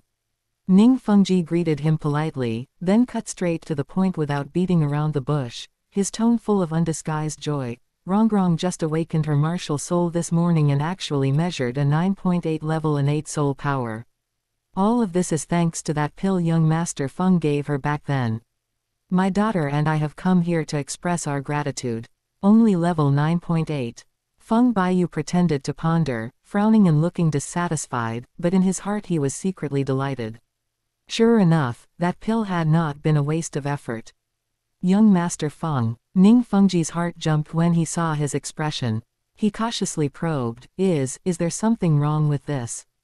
"Oh, it's not a big problem." Feng Baiyu waved his hand and slowly said, "I'm just a little surprised that Rongrong's awakening didn't reach the full innate soul power." Feng Baiyu knew that Ning Rongrong's normal awakening was only at the innate level 9 soul power, a fact unknown to others. Now, thanks to that pill, he has managed to push himself to level 9.8. He deliberately pretends to be dissatisfied, but others will only think that he originally had higher expectations for his pill. Those who are unaware of the inside story might wonder, how come she's only at level 9.8? Could it be that Rongrong's aptitude is too poor, and even with Feng Xiao's pills, she can't reach the innate full soul power level? Fine, level 9.8 it is then. Feng Baiyu showed a hint of regret on his face and slowly said, I was hoping that if she could reach the innate full soul power, she might be able to awaken the 8 treasure glazed tile pagoda directly. 8 treasures. Ning Fengji suddenly clenched his sleeves, his voice trembling uncontrollably, and even his breathing became erratic. Young Master Feng, you mean, the 7 treasures glazed tile pagoda with innate full soul power can actually evolve directly into the 8 treasures? Nothing is absolute in this world, it's just a possibility. Feng Baiyu said casually, his gaze sweeping calmly over Ning Rongrong. Ning Rongrong's mischievous nature had long since awakened, but having grown up in a sect, she was adept at reading people's expressions and acting accordingly. At this moment, she sat quietly in front of Feng Baiyu, looking perfectly obedient and sensible, not daring to act recklessly in the slightest. However, Sect Master Ning, there is no need to be discouraged. Feng Baiyu withdrew his gaze, turned to look at Ning Fengji, and said calmly, we had an agreement before. As long as your sect can find 3 100,000-year-old soul bones, I will naturally provide the corresponding immortal herbs to help your sect's destined person transform their martial soul into the 9 treasure glazed tile pagoda. This agreement is valid. Upon hearing this, Ning Fengji couldn't help but let out a bitter smile. In recent days, the 7 treasure glazed tile school has mobilized all its resources to search for information on 100,000-year-old soul beasts. However, apart from the 2 already famous Titan giant ape and azure sky bull python deep in the Stardow Great Forest, they haven't found a single new clue. But those 2 were inseparable, and their strength was genuinely at the 100,000-year level. Even if the 7 treasure glazed tile school sent all its title Douluos, they still couldn't defeat them. As a result, there has been no progress at all in finding the 3 100,000-year-old soul bones. Just then, Sword Douluo Chen Xin, who had been silent all along, suddenly narrowed his eyes, his gaze fixed on Dugu Bo, his tone filled with disbelief. Old poison. You actually broke through to the title Douluo level. And, judging from the looks of it, your level is not low. Dugu Bo laughed loudly after hearing this, stroked his beard, cupped his hands in a gesture of respect, and said with a hint of pride in his voice, I am honored by the young master's high regard for me and have been given an incredible opportunity. Several months ago, I was already firmly at level 95. As soon as he finished speaking, azure and purple mist surged around Dugu Bo, and his martial soul was instantly released. Yellow, yellow, purple, purple, black, black, black, black, red. 9 soul rings lit up one after another along his spine, and layers of soul power pressure instantly spread out. Especially the crimson hue of the 9th ring, so bright it was dazzling, even Sword Douluo Chen Xin, who was used to grand scenes, couldn't help but feel a bit envious. A 9th spirit ring that lasts for 100,000 years.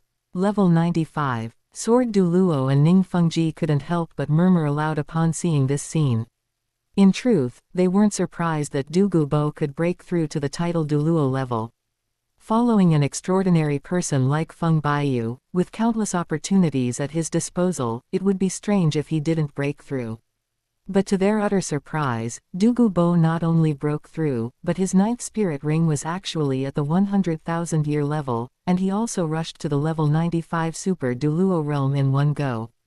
The 2 exchanged a glance, both understanding perfectly, such great progress must mean that he absorbed the soul and bones together. Perhaps Dugu Bo obtained more than 1 soul bone. A soul bone that's been around for 100,000 years. Their 7 treasure glazed tile school has been in charge of the Continental Chamber of Commerce for so many years, and they can't even produce a complete one. Their envy is beyond words. Congratulations on your Majesty's breakthrough to another realm, your strength has greatly increased. Ning Fengji steadied his mind, immediately stood up and cupped his hands in congratulations. His fear of this master of poison had increased several levels. A poison master who has cultivated to level 95 and possesses a 100,000-year soul ring and soul bone, such a poison-type Super Douluo is someone few on the entire continent would dare to provoke easily. If it really came down to a fight to the death, Ning Fengji knew that even if the entire 7 treasure glazed tile school mobilized, in the end only Uncle Jian and Uncle Ji would likely escape unscathed. Haha, no problem, no problem. Douluo laughed heartily, with a hint of undisguised smugness, and didn't say anything more.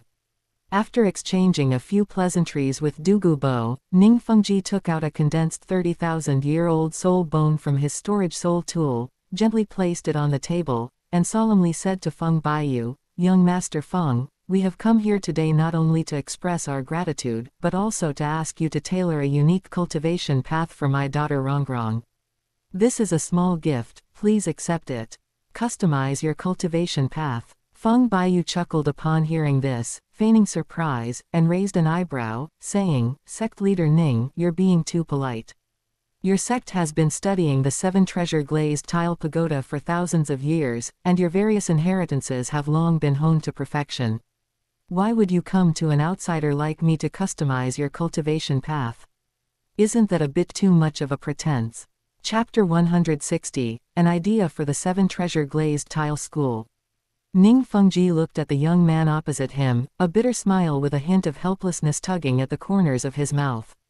He said sincerely, "My daughter Rongrong's talent and abilities have long exceeded the scope that our 7 treasure glazed tile school's traditional cultivation methods can support. The existing cultivation methods of the sect simply cannot contain her.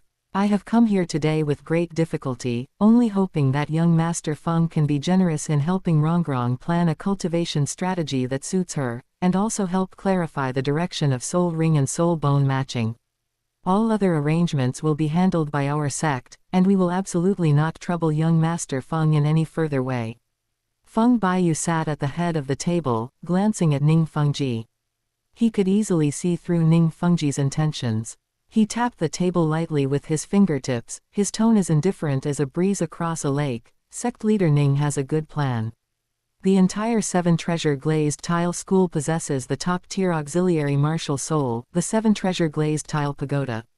You want me to design a cultivation plan and match soul rings and soul bones tailored to Rongrong. Once this approach is established, won't your 7 treasure glazed tile school's disciples for generations be able to use it smoothly?" Ning Fengji wasn't embarrassed by what he heard. He quickly smiled, cupped his hands, and said twice, "Young Master Feng has discerning eyes. How could I dare to hide it from you?"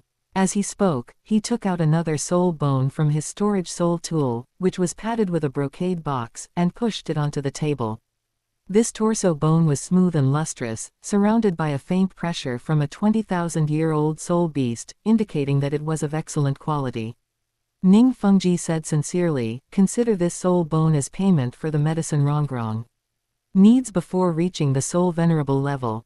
Please accept it, young Master Feng."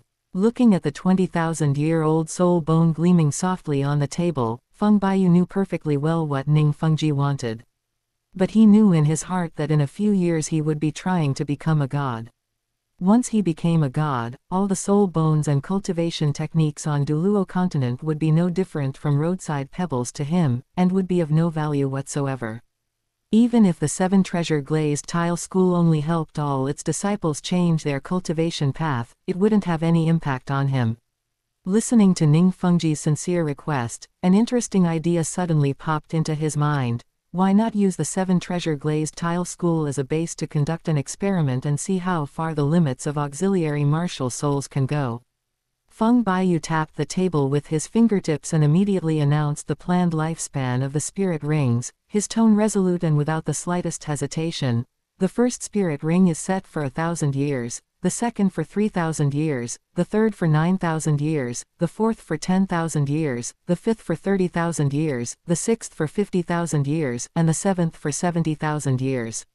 Following this path, Ning Rongrong has a greater than 70% chance of breaking through the layer restrictions of the 7 treasure glazed tile pagoda and entering the Soul Douluo realm ahead of schedule." After saying this, Feng Baiyu casually glanced at the 20,000-year-old torso bone on the table, which was gleaming with a soft light. His tone was indifferent, and he added, "I am only responsible for planning Rongrong up to this point. The subsequent cultivation and resource allocation are to be handled by your 7 treasure glazed tile school." I will not interfere. Ning Fengji was overjoyed upon hearing this. He immediately stood up, clasped his hands, and bowed deeply, his tone full of gratitude. Thank you for your kind guidance, young Master Feng. My 7 treasure glazed tile school will remember this kindness. When he came to his senses, Ning Fengji was even more excited. All 7 soul rings were of exceptional quality and age beyond the norm. With this as a foundation, he might really be able to break through the bottleneck of level 80 and fulfill the 7 treasure glazed tile school's dream of having 9 treasures for hundreds of years. As for the immortal herb that Feng Baiyu mentioned before, which could help the 7 treasure glazed tile school break through the bottleneck of martial soul, Ning Fengji certainly hadn't forgotten it. However, in his mind as the sect leader, such a treasure that could defy fate should be left to himself or his son. Wrong is, after all, a girl. Even if she truly becomes a 9 treasure glazed tile with the help of the immortal herb, how many children with the 9 treasure talent can she give birth to in her lifetime after getting married and having children? But it's different for men. If they live and their son's martial soul evolves into the 9 treasure glazed tile pagoda, they can take in hundreds of concubines to have many children. In 3 to 5 years, they can have hundreds of children. Even if it cannot be guaranteed that every descendant will awaken the 9 treasure glazed pagoda, as long as the base number is large enough, the probability of producing a talent carrier is much higher than that of Ning Rongrong raising children alone. Ning Fengji has calculated this account of the sect's inheritance very clearly. After listening to Ning Fengji's plan, Feng Baiyu didn't expose it. He just waved his hand and said, since we've already talked it out, then you should prepare the things according to my requirements. After saying that, he glanced at Ning Rongrong, who was standing next to him, looking blank and still not recovered, and slowly said his first request. The first step is to prepare 6 soul bones for Ning Rongrong. Each one must be a fresh soul bone that has never been absorbed by anyone for more than 50,000 years, and it must be produced by the same type of gem-type soul beast. Diamond Mammoth, Gem Dragon, Crystal Dragon, these all meet the requirements, you can choose any one of them. Feng Baiyu picked up the teacup on the table, took a sip, and slowly added, remember, you must collect them all before Ning Rongrong absorbs her first soul ring. You need a complete set of 6 pieces, not a single one can be missing. Now that the soul bones are all gathered, we can start absorbing soul rings. Feng Baiyu's gaze fell on Ning Rongrong, and he said clearly, word by word, the first 7 soul rings still need to be obtained from soul beasts of the corresponding age, but I have a requirement. All 6 soul bones and 7 soul rings in your body must come from the same soul beast clan, and none of them can be mixed up. Feng Baiyu stated his demands and turned to Ning Fengji, who looked solemn. His tone was full of confidence. If Ning Rongrong still fails to evolve the 7 treasures glazed tile pagoda into the 8 treasures glazed tile pagoda by following my method, then I will give you the immortal herbs needed for the subsequent breakthrough for free.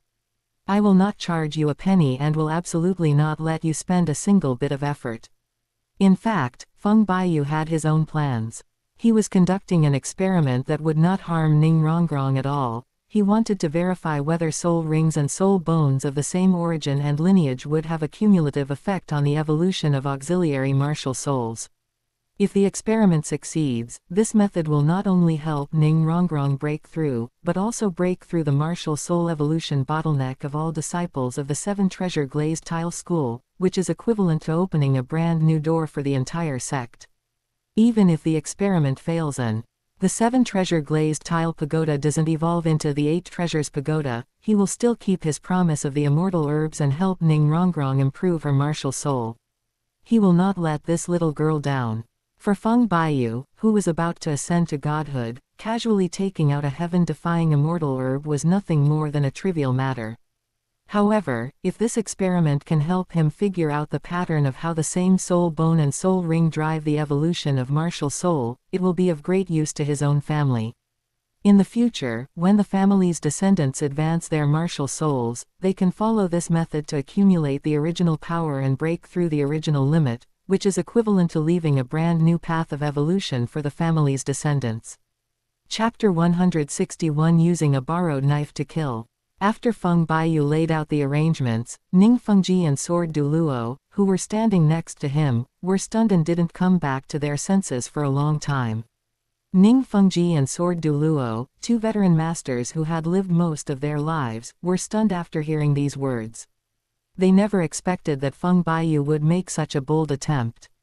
Using a complete set of 6 soul bones from the same race of soul beasts, along with a complete set of 7 soul rings from the same race, and nurturing the martial soul with the power of the same origin from beginning to end, this was an idea that their ancestors of the 7 treasure glazed tile school had considered.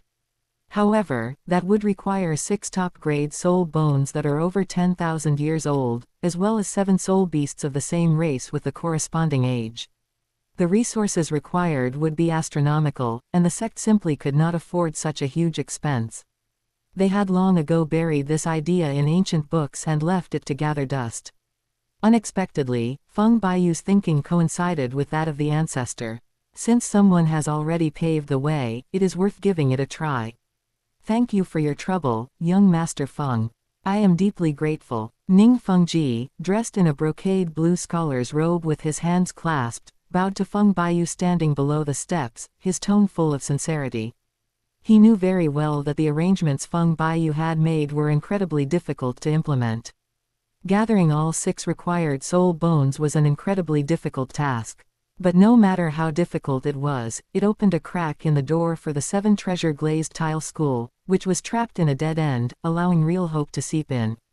It was better than sitting and waiting for death.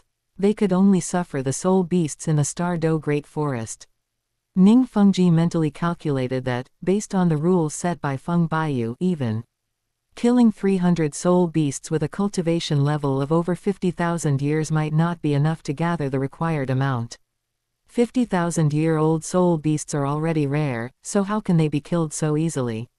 But this concerns the glory of the 7 treasure glazed tile school's century-long heritage, and it is also related to Rongrong's future. Even if it means going through fire and water, he has to grit his teeth and try. Feng Baiyu waved his hand casually. It was nothing, no need to be so polite. After saying that, he glanced at Ning Rongrong, who was standing beside Ning Fengji with her eyes lowered. A faint smile spread across his handsome face, and his voice carried a hint of certainty. This little girl has excellent talent and aptitude. I think she has paved the way properly and will definitely have the aptitude to reach the limit in the future.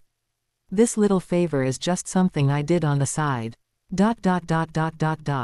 Before long, Ning Fengji put away the note he had given her, and led Ning Rongrong and Chen Xin out of the courtyard.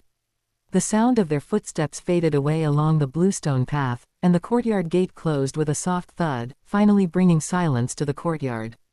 Douluo Bo stroked the stubble on his chin, turned around and walked to Feng Baiyu's side, his tone full of confusion. Young master, was the method you just mentioned deliberately making things difficult for them?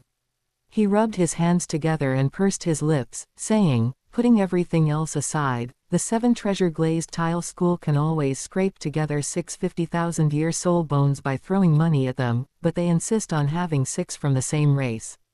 Where are we supposed to find that? It's just too much to ask of people. Feng Baiyu raised his hand and poured half a cup of fresh tea.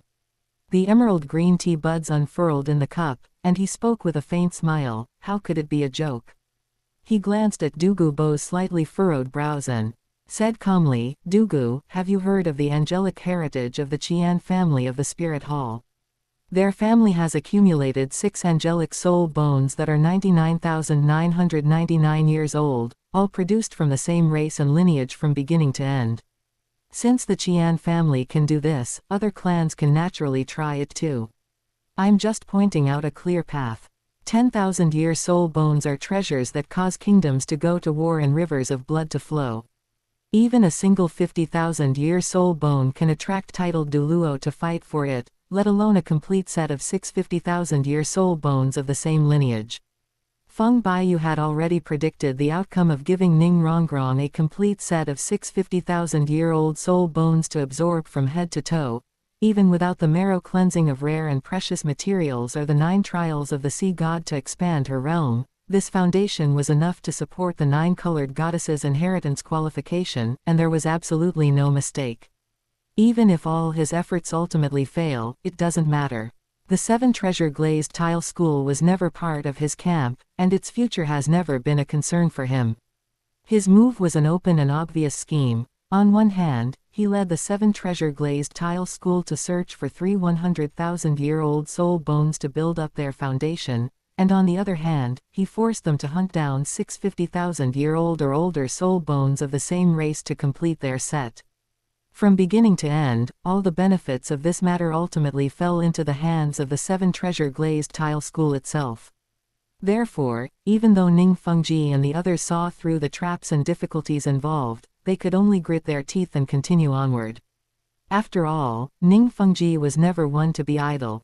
In order to elevate the 7-treasure glazed tile school to the position of the #1 sect on the continent, he had long been prepared to spare no expense. Feng Baiyu has not only pointed out a clear direction for Ning Fengji, but has also prepared a way out in advance for failure. With such a solid foundation, Ning Fengji is naturally willing to do so. Even if he has to bet half of the 7-treasure glazed tile school's wealth, he will not flinch. But Feng Baiyu would never do business without risk. Beneath this seemingly generous arrangement lay a selfish motive he had buried for 6 years.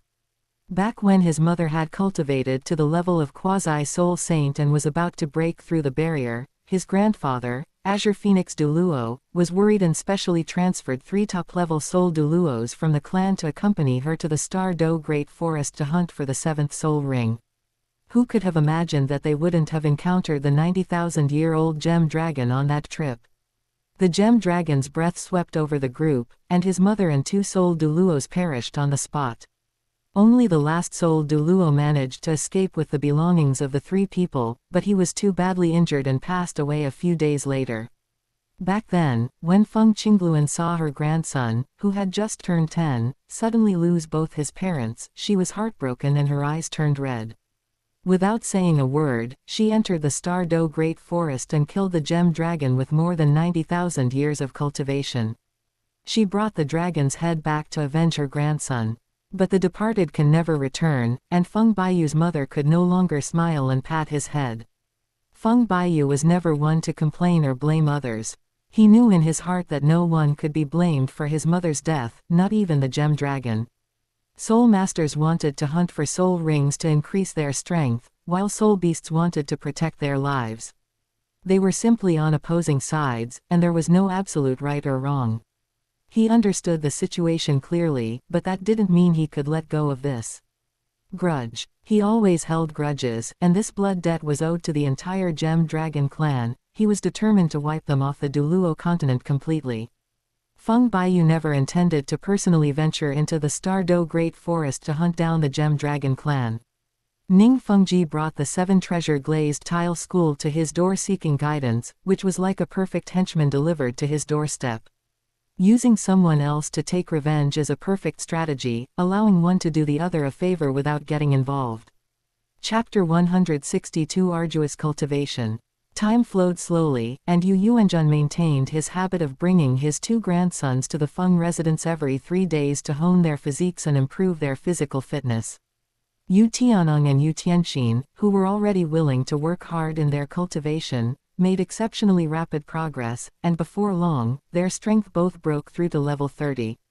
According to the common practice of soul master cultivation in Douluo continent, the 3rd soul ring that a level 30 soul master can absorb when breaking through has a maximum age of only 1,700 years. Ordinary soul masters, even those with top-tier beast martial soul inheritances like the Blue Lightning Tyrant Dragon, mostly adhere to this limit and dare not easily cross it. With the pills personally prepared by Feng Baiyu as a foundation, Yu Tianong and Yu Tianxin's physical bodies were repeatedly tempered, their meridians were widened, and their soul power was solidified. Even with a 5,000-year-old soul ring, they were able to withstand the erosion of soul power and actually successfully integrated it into their martial soul, making it their 3rd soul ring. Seeing the deep purple aura emanating a powerful aura from the dantian of his 2 grandsons, Yu Yuanjun's last remaining doubts vanished. He had previously worried that the pill might have exaggerated its effects, but now that he had witnessed his 2 grandsons break through the long-standing limit of soul rings, he no longer hesitated and was completely convinced of Feng Baiyu's alchemy skills. Right now, he only has one thought: looking forward to the day when his two good grandsons break through to level 40 Soul Master. If I can successfully obtain a fourth spirit ring of the 10,000-year level, just like this time, my future achievements will surely surpass those of the Blue Lightning Tyrannosaurus Rex family's ancestors. After this incident, the Blue Lightning Tyrannosaurus Rex family raised its expectations for the Tianong brothers to a new level, and the entire family's resources for their upbringing were unhesitatingly poured into the two children. In order to reach level 40 as soon as possible, Tianong and Tianxin never dared to slack off. Since they set the breakthrough plan, they have been immersed in the training ground every day, gritting their teeth and carrying out high-intensity training that was almost exhausting. They trained from sunrise to sunset, and even squeezed out a moment to breathe to hone their soul power foundation. To push their potential to the limit, the family specially arranged for a Soul Emperor level battle Soul Master to oversee the training ground, where they would use their soul skill open black lens bracket gravity suppression close black lens bracket at full power every day. With gravity 3 times that of the outside world pressing down on them, every punch and every burst of energy was several times more difficult than usual training. Their muscles trembled from the exertion, and their footsteps cracked the ground, yet they never stopped for even a moment. At the same time, 4 Soul Emperor level healing type Soul Masters stayed by their side without leaving their side, constantly sensing the physical condition of the two, and continuously outputting gentle soul power to slowly nourish their muscles and bones that had been stretched to the limit along their meridians. The newly emerging strain was immediately soothed, preventing any hidden injuries, and allowing the two brothers to maintain a state of extreme cultivation. In addition, 3 Soul Emperor level food-type Soul Masters had made ample preparations long ago. Based on the attributes of the Blue Lightning Tyrannosaurus Martial Soul and the current level of consumption of the two brothers, they change the dishes every day to create a variety of highly nourishing special foods. Not only do they have items produced by their respective soul skills, but they also have various nutritious meals that they personally prepare. For example, there's the dragon roast meat that can quickly replenish soul power, the bone-crushing soup that can strengthen bones, and the refreshing fruit soup that can soothe muscles and tendons. Just wait until the two are exhausted from training and their soul power is depleted, then immediately bring them up to replenish their energy, so that they can recover as quickly as possible and start the next round of training. For 10 out of the 12 hours of the day, Tianong and Tianxin were immersed in this almost suffocating level of training, without even a moment to slack off. The remaining 2 hours are, of course, my unwavering sleep time. Even during their rest time, the schedule was packed. The two brothers first soaked in a medicinal bath at just the right temperature, which contained a prepared soul-tempering formula. The warm medicinal liquid seeped into their limbs and bones through their pores, repairing deep-seated damage from cultivation while slowly dissolving its medicinal power to nourish their soul power and help them solidify their foundation. While absorbing the medicinal effects, a soul master of the soul saint level guides them into a dream. They won't even have a moment of restlessness, maximizing the efficiency of their rest. This cultivation plan, which doesn't waste a single moment even when sleeping, was originally a suggestion that Feng Baiyu specifically made for Yu Yuanjun. It wasn't until he watched his two grandsons follow the procedure that Yu Yuanjun belatedly realized, Feng Baiyu, at such a young age, had such profound skills, but behind the scenes, he had endured so much hardship that ordinary people couldn't bear, and even during rest, he made the most of every moment. Amazed, Yu Yuanjun was even more convinced of the plan's effectiveness, and had his two grandsons follow it exactly as instructed, without any deviation. Seeing the brothers' rapid progress now is proof enough that this meticulously planned approach has indeed yielded remarkable results. Yu Yuanjun, the pillar of the Blue Lightning Tyrannosaurus Rex, had already planned this 180 times in his mind. In order to ensure that his two grandsons could obtain the most suitable fourth soul ring, he directly handed this important task over to his second brother, Yu Luomian. Send him to the Thunder Mountains, a treasure land with a family history spanning thousands of years, to find two of the best soul beasts that are just over 10,000 years old. Following her brother's instructions, Yu Luomian searched most of the valley and finally found her target near the edge of the Thunder Swamp. Two lightning attribute dragons that had just entered the 10,000-year level. Not only were their bloodlines pure, but their soul skills were also highly likely to be attack-type soul skills that greatly amplified the Blue Lightning Tyrannosaurus Rex. It was as if the heavens had specially prepared this for the two children. Now, Yu Tianong and Yu Tianxin have firmly secured their third spirit rings, each worth 5,000 years, breaking the ironclad rule that Spirit Master's third spirit rings are no more than 1,700 years old. Coupled with their 10,000-year level fourth spirit ring, the two have completely surpassed their elder generation of spirit masters. Even Yu Yuanzhan's own configuration when he was young was not half as good as those two grandsons. Their ascension to the rank of title Douluo is clearly just around the corner. On this day, Yu Yuanzhan waited outside the training ground. While his two grandsons were finishing up their body tempering, he slowly took out the 100,000-year-old soul bone that he had hidden for a long time from his storage soul tool. The smooth bone surface gleamed with a faint platinum luster, and a powerful yet harmless aura slowly emanated from it. It is indeed the open black lens bracket white-headed griffin left leg soul bone close black lens bracket, a genuine 100,000-year-old soul bone. Long before Yu Yuanzhan decided to let his two grandsons attempt to break through to the fourth soul ring of the 10,000-year level, he had already reserved this soul bone. This was the reward he promised to Feng Baiyu, to thank him for helping the two brothers break through their limits and obtain the third soul ring of the 5,000-year level with the help of pills. According to the original agreement, this 100,000-year-old soul bone should have been delivered to Feng Baiyu only after the Yu Tianong brothers successfully absorbed the fourth 10,000-year soul ring. After the incident with the third spirit ring, Yu Yuanzhan had already completely trusted Feng Baiyu's abilities and character, without the slightest doubt. He wasn't worried at all about any problems arising from handing over the reward in advance. On the contrary, he generously took it out ahead of time. This early delivery is a testament to Yu Yuanzhan's sincerity. Chapter 163 Cooperation Again. To put it bluntly, it's about showing Feng Baiyu that I trust him and am willing to do business with him in the long term. In the future, the Blue Lightning Tyrannosaurus Rex family will have to rely on you, young man, so we naturally have to show our full sincerity and pave the way for future cooperation. Yu Yuanzhan had already paid a considerable price when he arranged for women from his clan to seduce Tang Wei in an attempt to preserve the bloodline of the Haoshan Hammer. Now, half a year has passed, and 47 of those women have been found to be pregnant. When the news reached Yu Yuanzhan, even the old patriarch who had been in charge of the family his whole life couldn't help but be moved.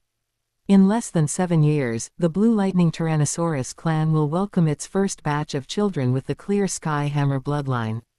As long as these children can successfully awaken the Clear Sky Hammer martial soul, the clan will have grasped the inheritance of the world's #1 weapon martial soul, and its foundation will be greatly enhanced in the future. However, before that, Yu Yuanzhan had to first cultivate the two top geniuses, Yu Tianong and Yu Tianxin, to firmly establish the core position of the Blue Lightning Tyrant Dragon martial soul in the clan. As for those children surnamed Yu who awakened the bloodline of the Clear Sky Hammer, in Yu Yuanzhan's eyes, their roles were predetermined from the very beginning.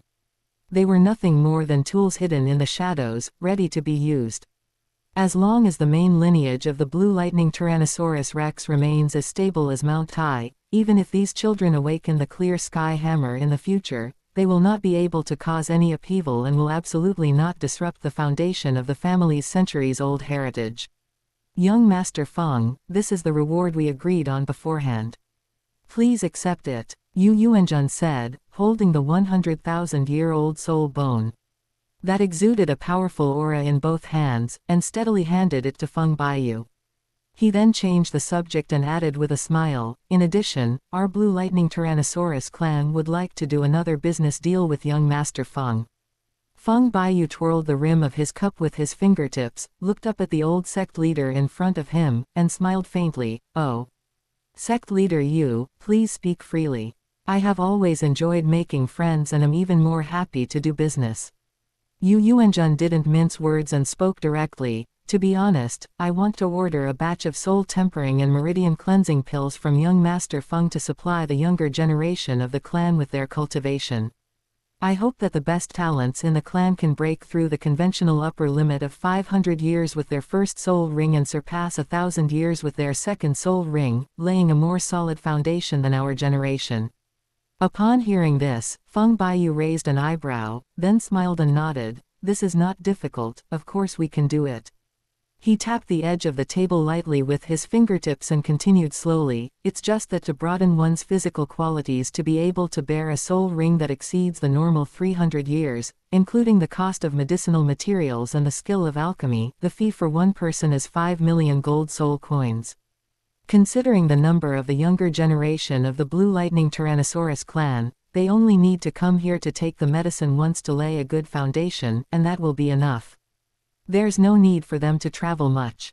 Is it expensive to exchange 5 million gold soul coins for a junior member of the Blue Lightning Tyrannosaurus clan to break through the norm and obtain the first soul ring in 500 years and the second soul ring in 1,000 years? The answer is obvious, it's outrageously expensive. Let alone ordinary soul master. Families, even top-tier forces like the 3 upper sects would charge at least 5 million for a young disciple, which is an astronomical sum that few people on the entire continent would be willing to pay. But for Yu Yuanjun, he was willing to spend the money. As long as it could elevate the foundation of the younger generation of his family and make the Blue Lightning Tyrannosaurus Rex's legacy stronger, he wouldn't feel bad about spending any amount of gold soul coins. Each of these is contra-level talent. Upon hearing the offer, Yu Yuanjun didn't hesitate for a moment. With a flick of his finger, he took out a black gold card with gilded patterns and handed it directly to Feng Baiyu. His tone was steady and calm. There are 100 million gold soul coins in here. I will immediately arrange for 20 of the most outstanding young juniors in the clan to come over. I'll trouble young Master Feng to take care of it. Feng Baiyu simply waved his hand, casually turned his head, and said to Shui Duanliu, who was sitting below him, there's no need for the children to make a special trip. Shui Guan can make the trip himself. Have you prepared all the necessary pills? Go back to the Blue Lightning Tyrant Dragon sect with Sect Master Yu and help those children complete their body tempering and expansion. Your subordinate obeys. Shui Duanliu immediately stood up and replied, then turned around, bowed slightly to Yu Yuanjun, and extended his hand in invitation. Sect Master Yu, shall we set off now? Then I'll have to trouble you, Mr. Shui. Yu Yuanjun thanked him, and when his gaze fell on Shui Duanliu, a very faint strangeness flashed across his eyes. The other party carries rare pills that can enhance one's physique. If we can keep the person or seize the pill formula, the Blue Lightning Tyrannosaurus clan will no longer have to beg for help every time. The thought had barely crossed his mind when Yu Yuanjun abruptly nipped it in the bud. He knew very well that Shui Duanliu was Feng Baiyu's confidant. If he dared to touch him, it would be to break ties with the entire Feng family, and Feng Baiyu also had the spirit hall behind him. With the current strength of the Blue Lightning Tyrannosaurus Rex family, they are no match for the combined forces of the two sides. In the end, they will only be uprooted and wiped out. This greed should never be allowed. Suppressing the distracting thoughts in his mind, Yu Yuanjun quickly regained the composure of a Grand Sect Master, nodded slightly to Shui Duanliu, and took the lead in walking towards the door. It's a pity that the old dragon ultimately suppressed its greed. Feng Baiyu held his teacup, watching the two figures leave. His fingertips rubbed the rim of the cup, and a faint, almost imperceptible smile appeared on his lips. The old sect leader's fleeting thought just now could not escape his eyes. Wasn't it just that he had the crooked idea of detaining people and keeping their cores? However, this old guy wasn't completely senile. He still managed to distinguish between what was important and what was not, and understood the difference between eating a full meal and being able to eat every meal. He didn't impulsively reveal his hand. Du Gubo, seated below, clearly observed Feng Baiyu's changing expression and could naturally deduce his young master's thoughts.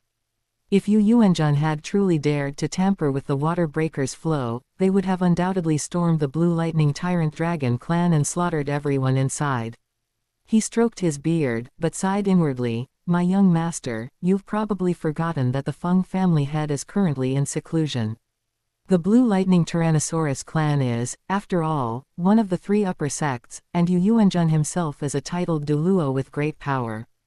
If we really push this old dragon too far, even if our Feng mansion can take him down, we will have to pay a considerable price, which would be a loss. Douluo. Bo understood that the Feng family was absolutely confident in completely annihilating the Blue Lightning Tyrannosaurus Rex clan. He and his matriarch, Warhawk, could do it, not to mention the unfathomable Feng Baiyu. However, Yu Yuanjun's dying act of resistance might also take one of them with him. The one who was taken away is most likely him. Feng Baiyu suppressed the thought that had just crossed his mind, turned to look at Douluo Bo beside him, and asked with a smile, "By the way, Douluo, isn't it almost time for your Yan Yan to absorb her third spirit ring? With her current physical condition, do you think she can withstand the spirit ring energy of that ice and fire two-headed dragon?" Chapter 164 Input and Return. Mentioning his granddaughter, Douluo Yan, Douluo Bo's gaunt face finally showed a hint of relief. Yan Yan is almost ready to absorb her third soul ring, but the patriarch is currently in seclusion at the Ice and Fire Yin-Yang Well, trying to break through his bottleneck. I've told Yan Yan to focus on building her foundation first, and it won't be too late for her to absorb it after the patriarch comes out of seclusion. Feng Qingluan is currently in seclusion over there, using this precious land to temper her body, and with Douluo Xin by her side at all times, there shouldn't be any problems. Besides the two of them, there were also two powerful soul beasts, the ice-fire twin-headed dragon and the dark gold terraclaw bear, imprisoned there waiting to be hunted down. Now that Douluo Yan has accumulated enough soul power, she has reached the point where she can obtain her third soul ring. That ice and fire two-headed dragon was prepared for her. She has reached the point where she needs to kill the soul beast and obtain the soul ring. But Feng Qingluan's seclusion is not yet over. What if Douluo Yan rashly enters the Ice and Fire Yin-Yang Well and causes a great disturbance or attracts the enemy? If Feng Qingluan were to be disturbed while attempting to reach level 99, it would be a terrible disaster. If anything goes wrong, even if she is Douluo Bo's granddaughter, she cannot bear the responsibility. She would be guilty even if she were to die 100 times over. Upon hearing this, Feng Baiyu nodded slightly, his expression full of agreement. So that's how it is. We should indeed wait. The worst thing for someone to be disturbed by external forces during a closed-door cultivation. Since Grandpa hasn't come out of seclusion yet, it wouldn't be a bad thing to let Yan Yan stabilize her current realm and hone her soul power foundation. There's no need to rush. Go back and get her some more whale gelatin to nourish her body and strengthen her foundation. When the patriarch comes out of seclusion, I'll help that imprisoned ice and fire two-headed dragon to increase its lifespan. I guarantee I'll get Yan Yan a top-grade soul ring with perfect compatibility, so that at least in terms of soul power cultivation, she won't fall behind her peers. Feng Baiyu paused, then slowly added, to be honest, Yan Yan's talent isn't top-tier among the younger generation. In fact, it's a bit on the softer side. But she has good fortune. When she can consume the open black lens bracket ice spirit flame grass close black lens bracket later, she'll be able to reduce her soul power cultivation by at least 3 years. That ice spirit flame grass was a rare treasure that Zhanying found by chance on Mount Huo in the far north. Its natural attribute of combining ice and fire made it the perfect herb for Douluo Yan at the moment. This immortal herb's dual tempering not only purifies both ice and fire attributes but also significantly enhances soul power. Its improvement on Douluo Yan's foundation is in no way inferior to the ice and fire body tempering we did for her before. However, Douluo Shang is still young and his cultivation level has not yet reached the point where he can absorb the power of immortal herbs, so he cannot use it for the time being. Feng Baiyu then transplanted it to the core spring of the Ice and Fire Yin-Yang Well, using the natural dual elemental essence there to nourish it and slowly accumulate medicinal power. When Douluo Yan reaches the Soul Emperor level in the future, she can use it to give her a significant boost in soul power. Douluo Bo immediately bowed slightly, his tone full of sincere gratitude. Thank you for your concern, young master. This old minister thanks you on behalf of Yan Yan.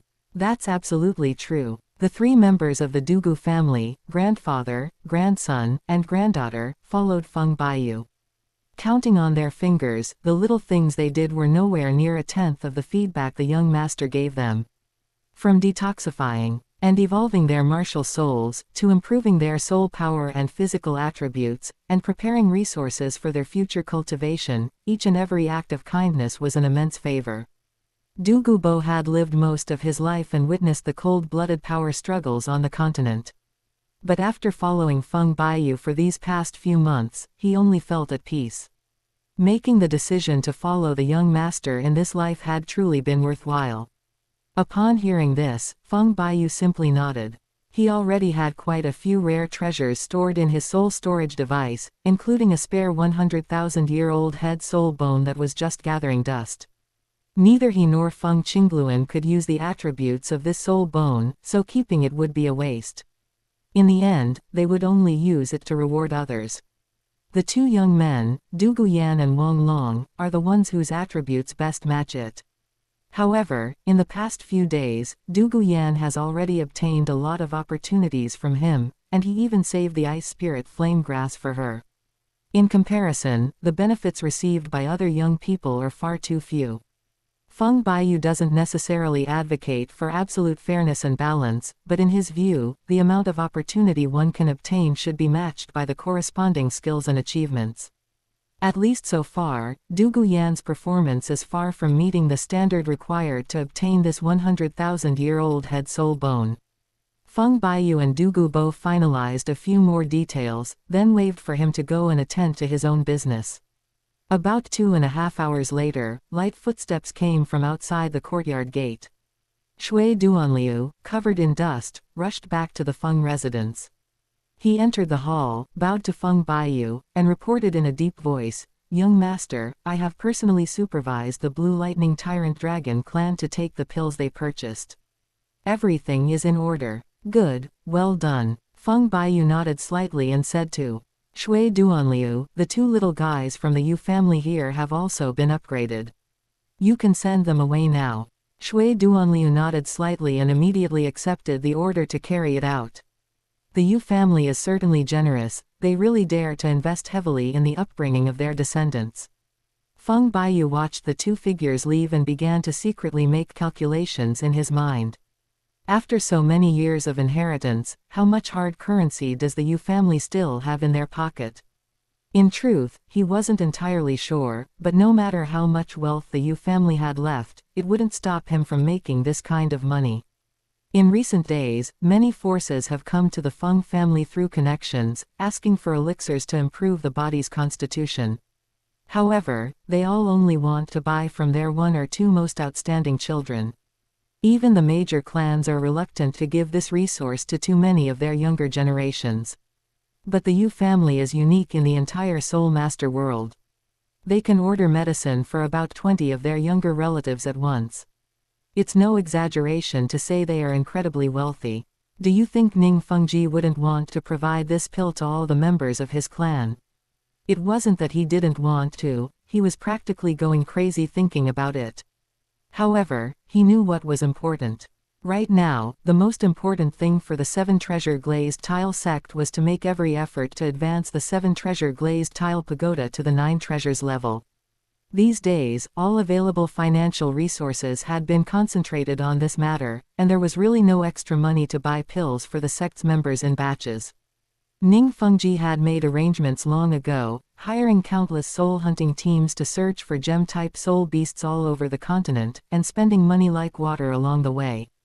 This level of investment is incomparable to simply training a few disciples to improve their physical fitness. Even for the 7 Treasure Glazed Tile School, which is the wealthiest sect in the world, collecting 6 complete gemstone soul bones that are over 50,000 years old is extremely difficult, requiring them to spend money at every turn. They have poured almost all of their working capital into this project, so naturally they don't have any extra funds to purchase physique building pills for their clan members in batches. Chapter 165 Drug Use. Just as Feng Baiyu was pondering the movements of the 7 Treasure Glazed Tile School, Wang Long suddenly rushed in and reported from a distance, "Young master, we just received a message saying that the Ning family has found a 100,000-year-old soul beast and has already dispatched core members to hunt it down." "Oh, the Ning family isn't bad luck." Feng Baiyu raised an eyebrow upon hearing this, then looked up and asked, Wang Long, have you found out where that soul beast is? Without much thought, Wang Long blurted out, young master, I've found out. They say it's in the sea outside Hanhai City. So it's a sea spirit beast. Feng Baiyu couldn't help but chuckle after hearing this, his tone carrying a hint of undisguised schadenfreude. It seems that the 7 treasure glazed tile school is in for a lot of trouble this time. Sea spirit beasts move freely in the seawater, taking full advantage of their home ground. Compared to the spirit beasts on land that can only roam in mountains, forests, and plains, sea spirit beasts are much more troublesome. What's even more troublesome is that if the battle turns against them, the sea spirit beasts can simply dive deep and escape, using the complex sea conditions and water cover to get away. Soul masters are far inferior to native sea spirit beasts in terms of speed and endurance in the water, making it very difficult for them to pursue and intercept them. Given the current arrangements of the 7 treasure glazed tile school, successfully killing and capturing this sea spirit beast would inevitably come at a heavy casualty cost. Without the deaths and injuries of several core disciples and dozens of sect elites, it would be impossible to achieve the goal. At this stage, we cannot predict the species of sea spirit beasts that the 7 treasure glazed tile school will encounter. If they encounter top-tier 100,000-year-old sea spirit beasts such as the demon soul great white shark king or the evil demon orca king, the 7 treasure glazed tile school will probably have no choice but to retreat in a sorry state with heavy casualties. However, if they encounter the deep-sea demon whale king, not only will they not be able to complete the hunting mission, but everyone in the entire sect who enters the sea area will be buried at sea, and no one will be able to leave alive. Ideally, this group will run into a weak sea spirit beast, leaving some room for the 7 treasure glazed tile school, so they don't get wiped out. Feng Baiyu thought gleefully, but he had no intention of getting involved. Feng Baiyu calmly instructed Wang Long, who was standing beside him, just keep a close eye on their movements and don't make any rash moves. After speaking, he turned and returned to his residence to continue his secluded cultivation. Feng Baiyu hasn't even reached the threshold of quasi-soul king yet, but the Snow Empress could come knocking on his door at any moment with the Phoenix to complete the transaction. To ensure everything goes smoothly, he's already made up his mind. He must raise his cultivation level as quickly as possible. So much time has passed, and the effects of the open black lens bracket Qirong Tongtianju close black lens bracket and open black lens bracket Shuixian Yujigu close black lens bracket in Feng Baiyu's body have not yet been fully digested and absorbed. Taking advantage of the time when Shui Di was not around, Yao Buren simply started using Xiao Heizi to boost his character's level and plunged into frantic training. Little Blackie. Feng Baiyu quickly calculated for a moment, then called Little Blackie over, took the open black lens bracket 8-petaled immortal orchid close black lens bracket in front of it, and said, "Good boy, eat it and cultivate well." Little Blackie stared at the immortal herb Feng Baiyu had pulled out, its eyes filled with disgust, and it involuntarily took a step back. It knew perfectly well that the herb wouldn't harm it, but if it ate it, it would be forced into an intensive cultivation process. "Hey, you're bullying me again, you're a martial soul." Little Blackie complained fiercely, then paused and shamelessly leaned closer to bargain. "Let's talk this over, how about you eat this yourself?" It's true that Xiao Haitzi can consume and refine rare and precious herbs, but as a special martial soul residing in Feng Baiyu's body, its absorption and utilization rate of the medicinal herbs, power is far inferior to that of Feng Baiyu himself consuming and refining them. Feng Baiyu digested the medicine himself, and most of its power was used to open up his meridians and solidify his cultivation level. As for the medicine that fell into Xiao Haitzi's body, it would be good if 30% of its power remained, the rest would all dissipate through the martial soul pathway, which was a complete waste. The medicinal power I refined earlier is still lingering in my body, it hasn't been fully digested yet, Feng Baiyu explained, his tone turning wistful with regret. If it weren't for the fact that my body is still storing so much unabsorbed spiritual power, I would have consumed the Qiluo tulip and the 8-petaled immortal orchid together right now. With the spiritual energy accumulated by these 2 immortal herbs, I could have easily pushed my soul power to level 52 and overcome this hurdle in one fell swoop. There would be no need for me to continue waiting patiently. The Qirong Tongtian chrysanthemum paired with the narcissus jade skin is one pair, while the Qiluo tulip paired with the 8-petaled fairy orchid is another pair. When consumed in pairs, their complementary properties and synergistic effects not only avoid any adverse interactions but also create a synergistic effect greater than the sum of its parts, making them far superior to consuming a single plant. Feng Baiyu's body is currently brimming with spiritual energy, and the old immortal herbs haven't been fully refined yet, so it's indeed not suitable for him to consume any new immortal herbs. However, letting Xiao Haitzi try one is completely within its tolerance range and won't cause any problems. With such advanced preparation, when he finally gets his 5th soul ring, everything will be arranged in advance, so he won't need to waste time waiting for the medicinal effects to be absorbed. He can then break through his cultivation level smoothly. Xiao Haitzi tilted his head, his round eyes staring at Feng Baiyu, and pondered before speaking up to persuade him, "Then you can just take it yourself. The effects of the medicine won't be harmful if you keep it in your body. Isn't that what I've always done? I slowly inhale a little bit each time, and save it up until I'm upgrading my soul rings, then release most of it, which will be just right. The problem is I'm in a hurry to get my 5th spirit ring," Feng Baiyu said slowly, his eyes crinkling as he reminded Xiao Haitzi, "Have you forgotten that really pretty older sister from before? I'm waiting for her to bring me a spirit beast, I can't just wait around like this. Once the Snow Empress sends the soul beast, if I'm strong enough, I can absorb it directly without having to cram at the last minute." Feng Baiyu twirled the lustrous 8-petaled fairy orchid in his palm with his fingertips and slowly said, "This 8-petaled fairy orchid has the mildest medicinal properties and can also accelerate cultivation progress.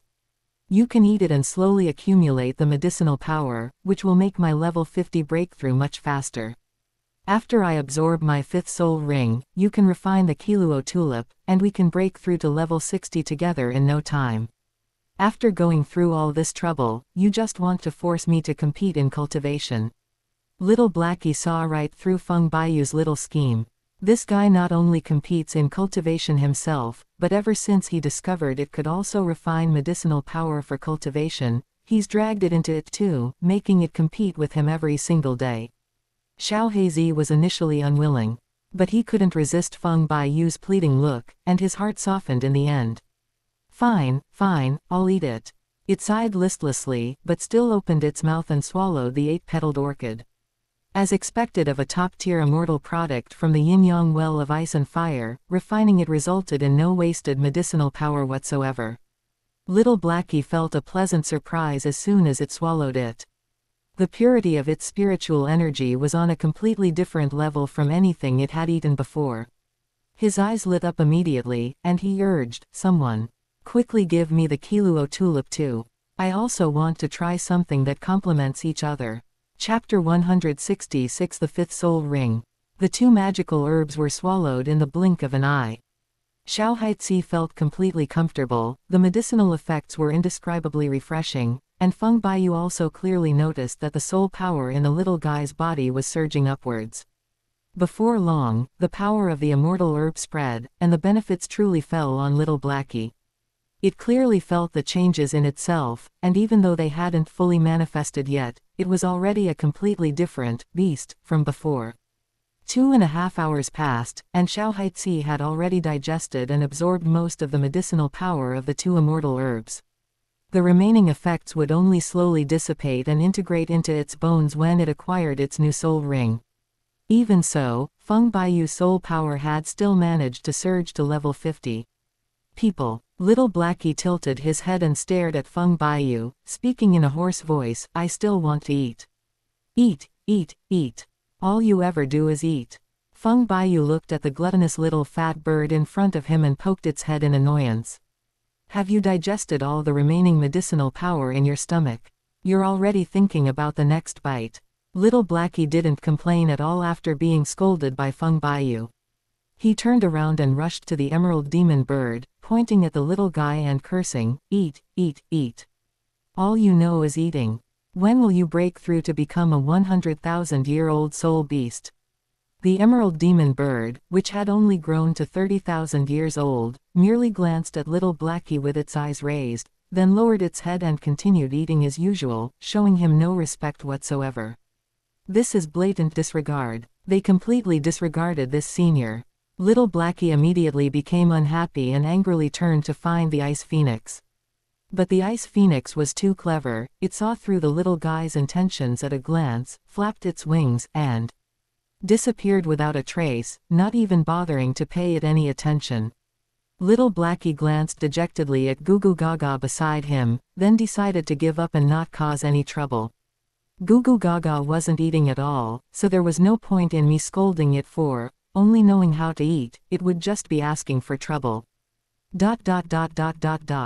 Several days passed in the blink of an eye. On this day, Feng Baiyu had just seen off Qian Runshui, who had come to visit, when the Snow Emperor arrived at his door with the first soul beast. Looking at it, it turned out to be a radiant phoenix with over 67,000 years of cultivation. This radiant phoenix's feathers were like molten gold and layered jade, each feather radiating a warm yet unbearably pure light. In terms of appearance, it was even more beautiful than the spirit rings he had absorbed before.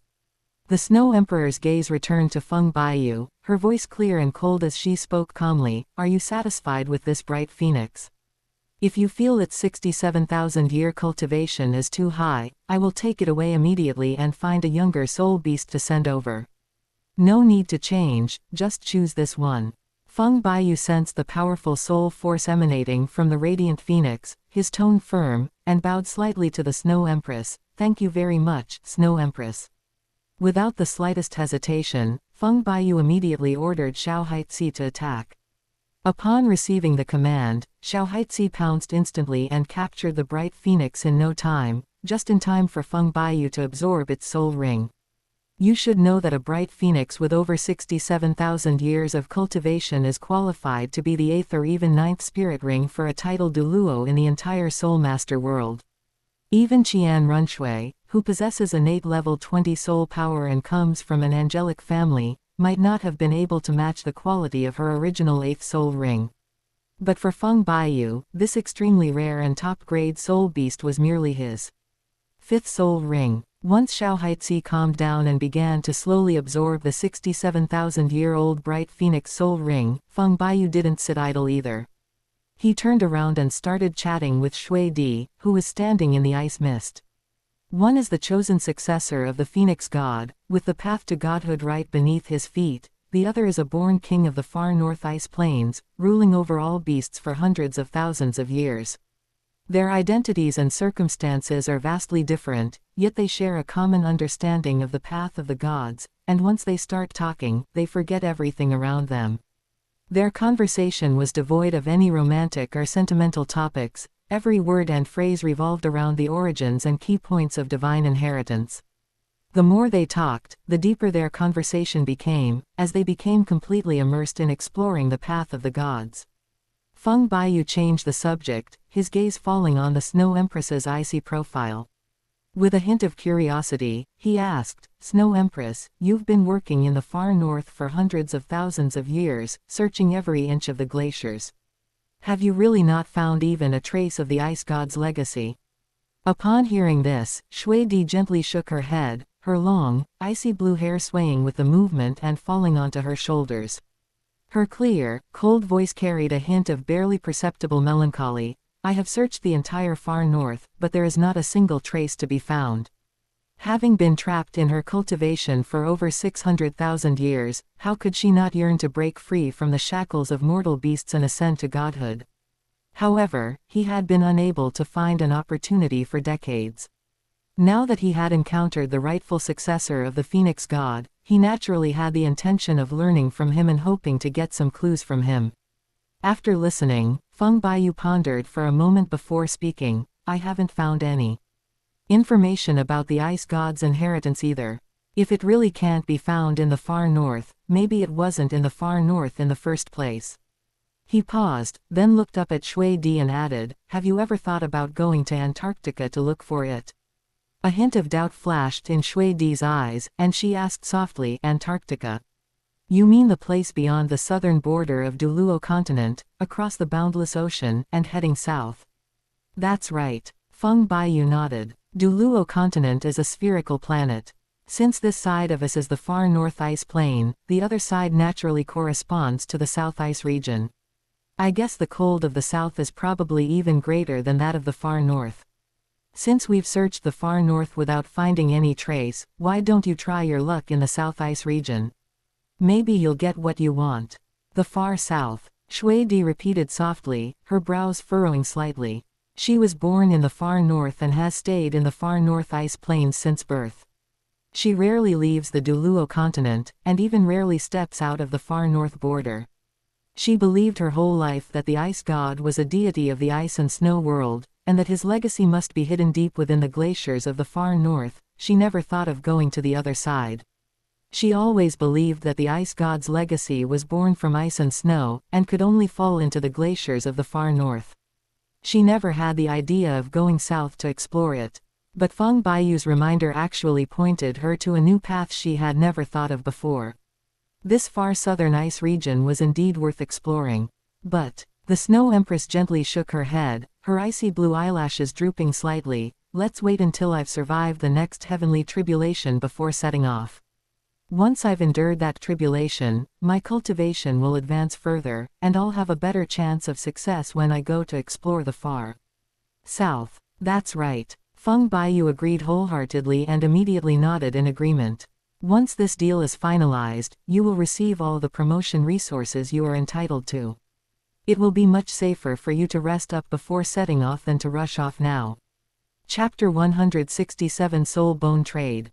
Feng Baiyu knew that the Snow Empress didn't need so much 10,000-year profound ice marrow to transcend her tribulation, and the Snow Empress also knew that Feng Baiyu understood this.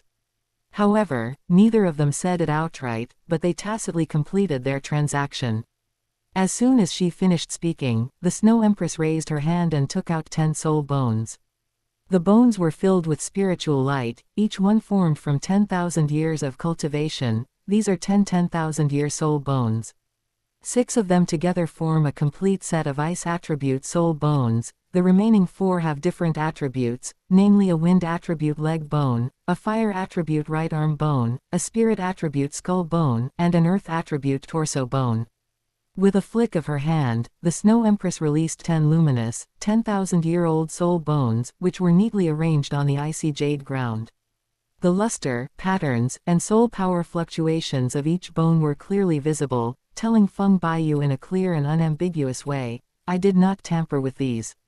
Feng Baiyu's gaze swept over the soul bones that exuded the pressure of 10,000 years, and he couldn't help but feel happy. But after the joy, he couldn't help but sigh inwardly. These soul bones are all rare and precious treasures, but none of them belong to him. They are all just bargaining chips used to make up the numbers in the transaction. However, Feng Baiyu didn't take it too seriously. Anyway, he was the rightful successor of the Phoenix God, and the whole set of 100,000-year-old Phoenix natal soul bones would be his sooner or later. Why should he be envious of these outsiders' things? At this moment, Xiao Haitzi is steadily absorbing the 57,000-year-old bright Phoenix soul ring. Once it is complete, his 5th soul bone will be in his possession. Once he breaks through to the Soul Saint realm, he will not only be able to collect all 7 soul rings but also possess 7 soul bones. At that point, his strength will probably be comparable to a true limit Douluo, right? Thank you for your trouble. Feng Baiyu thanked him, then waved his hand and put all 10 100,000-year-old soul bones into his storage soul tool. He then took out 10 pieces of 10,000-year-old Xuanbing marrow that were as smooth as blue jade, gently pushed them in front of Shui Di, and said loudly, this is the agreed share. I hope our cooperation will go smoothly this time. The Snow Empress's gaze fell upon the 10 translucent, 10,000-year-old Xuanbing marrow, and her heart, frozen for 800,000 years, couldn't help but ripple slightly. She gently raised her slender hand, and an extremely pure icy soul force swept over it. The 10 Xuanbing marrow immediately spun in response, twisting into an ice blue bracelet along with the flow of soul force, obediently adhering to her fair wrist, its icy light emanating a chilling aura. It's a pleasure doing business with you. She suppressed the surging excitement in her eyes, her voice still cool, and looked up at Feng Baiyu, asking, next, I'll help you find the Dark Phoenix. When do you plan to receive it? The sooner the better, of course. Feng Baiyu pondered for a moment and immediately replied, I checked the records before. There is a high probability that there are dark phoenixes active in the misty Grand Canyon area, but I am not sure about their exact age. Shui Di glanced at him and, seeing that his tone was firm and not fake, immediately promised, if you can withstand the soul ring of a 100,000-year-old dark phoenix, I will make an exception and find you one with an even higher age. I will never settle for a lower age one. Thank you so much. Feng Baiyu laughed heartily upon hearing this, not refusing Shui Di's kindness in finding him a higher age soul beast at all. I have absolute confidence in my physical foundation. Once I reach level 60, let alone a 100,000-year soul ring, even a 150,000-year soul ring, I can still absorb it steadily. Li tilde. Just as the two finished discussing the dark phoenix, a blinding golden red light suddenly burst forth from the little black creature beside them. The 67,000-year-old bright phoenix soul ring has actually been completely absorbed.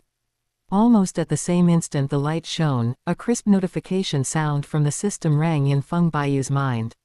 The fourth test of the Phoenix 9 trials, which he had been waiting for so long, was officially completed at this moment. Open black lens bracket Phoenix 9 trials, 4th trial close black lens bracket, obtain the 5th spirit ring within 2.5 years. Mission complete. Evaluation, perfectly exceeded expectations. Task rewards, all soul rings, age will be increased by 50,000 years, and Phoenix origin blood essence will be granted. Additional rewards, all obtained soul bones, age will be increased by 25,000 years. Whoosh tilde. A warm and dazzling golden light suddenly emanated from Feng Baiyu's body, instantly enveloping him. The warm and gentle power penetrated his bones through his pores, providing an indescribable sense of comfort and ease. Even the surrounding air was imbued with a sweet and gentle warmth. As this, the aura of divine inheritance. The Snow Empress sensed the completely different power fluctuation and was slightly taken aback, her icy blue eyes filled with astonishment. This holy and pure power was a power she had never encountered in the far north during her 600,000 years there. It was different from the extreme cold and the soul power of ordinary soul masters, and it carried an innate loftiness and majesty. She lowered her eyes, firmly imprinting this unique aura into her senses, and pondered to herself, this must be what a true deity feels like. Before the golden light dissipated, a dazzling halo suddenly shone from the little black creature beside it. The phoenix of light soul ring it had just absorbed began to rapidly increase in age along with all the other soul rings. The original 5 dark black 10,000-year soul rings were transformed into bright red 100-year soul rings in just a few breaths. As for the soul bone, after this round of 25,000 years of improvement, it has become much stronger.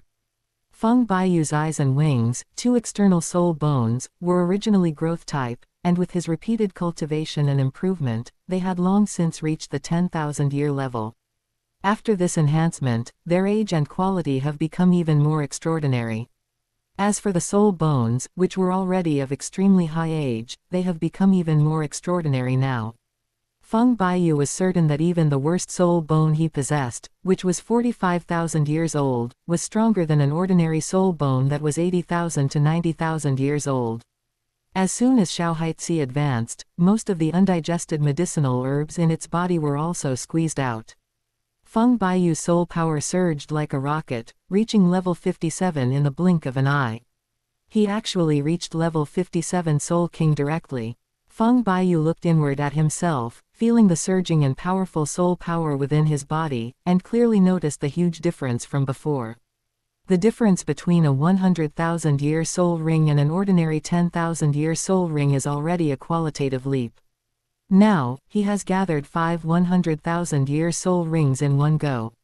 The transformation is more dramatic than any other boost. His entire body, from soul power to physical body, exudes a completely different and powerful aura. After all the spirit rings were firmly settled at the 100,000-year level, Feng Baiyu's spirit skills also underwent a qualitative change. Originally, each spirit ring only had a single move. Now, not only are the original skills retained, but each 100,000-year spirit ring has also unlocked a brand new second spirit skill, all named Open Black Lens Bracket Phoenix Summoning Close Black Lens Bracket. Open black lens bracket Phoenix summon close black lens bracket effect, summons a phoenix of the corresponding attribute to assist in battle. The strength of the summoned phoenix is exactly equal to the age of the corresponding soul ring. Chapter 168, 5th Test. Even before breaking through level 50, Feng Baiyu was already able to directly confront ordinary title Douluos. After this surge in power, his strength has increased several times over. Now, the vast majority of ordinary Douluo are no match for him. Even against Super Douluo above level 95, Feng Baiyu is confident he can put up a fight, and the odds might even be in his favor.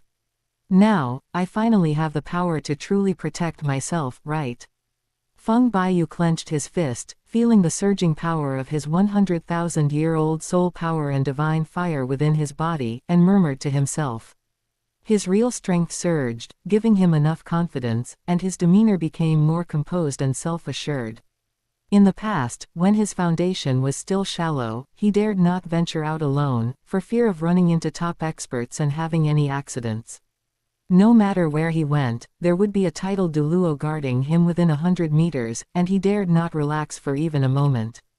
But now, even though he's only at the Soul King realm, he already has the strength to walk sideways. Looking across the entire continent, he no longer needs to be timid or hesitant. If you count on your fingers, there are only 2 people left in the whole world who can hurt him and stand against him. Tang Chen and Bi Dong.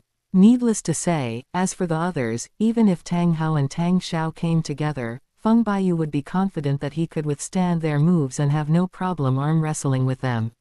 Well, of course, this conclusion has a premise, that is, the Asura god must not personally step into fight. That ancient Asura god, who has lived for countless years, is the most unethical in martial arts. When his own successor can't defeat him, he personally takes over to steal the damage. This has almost become his routine.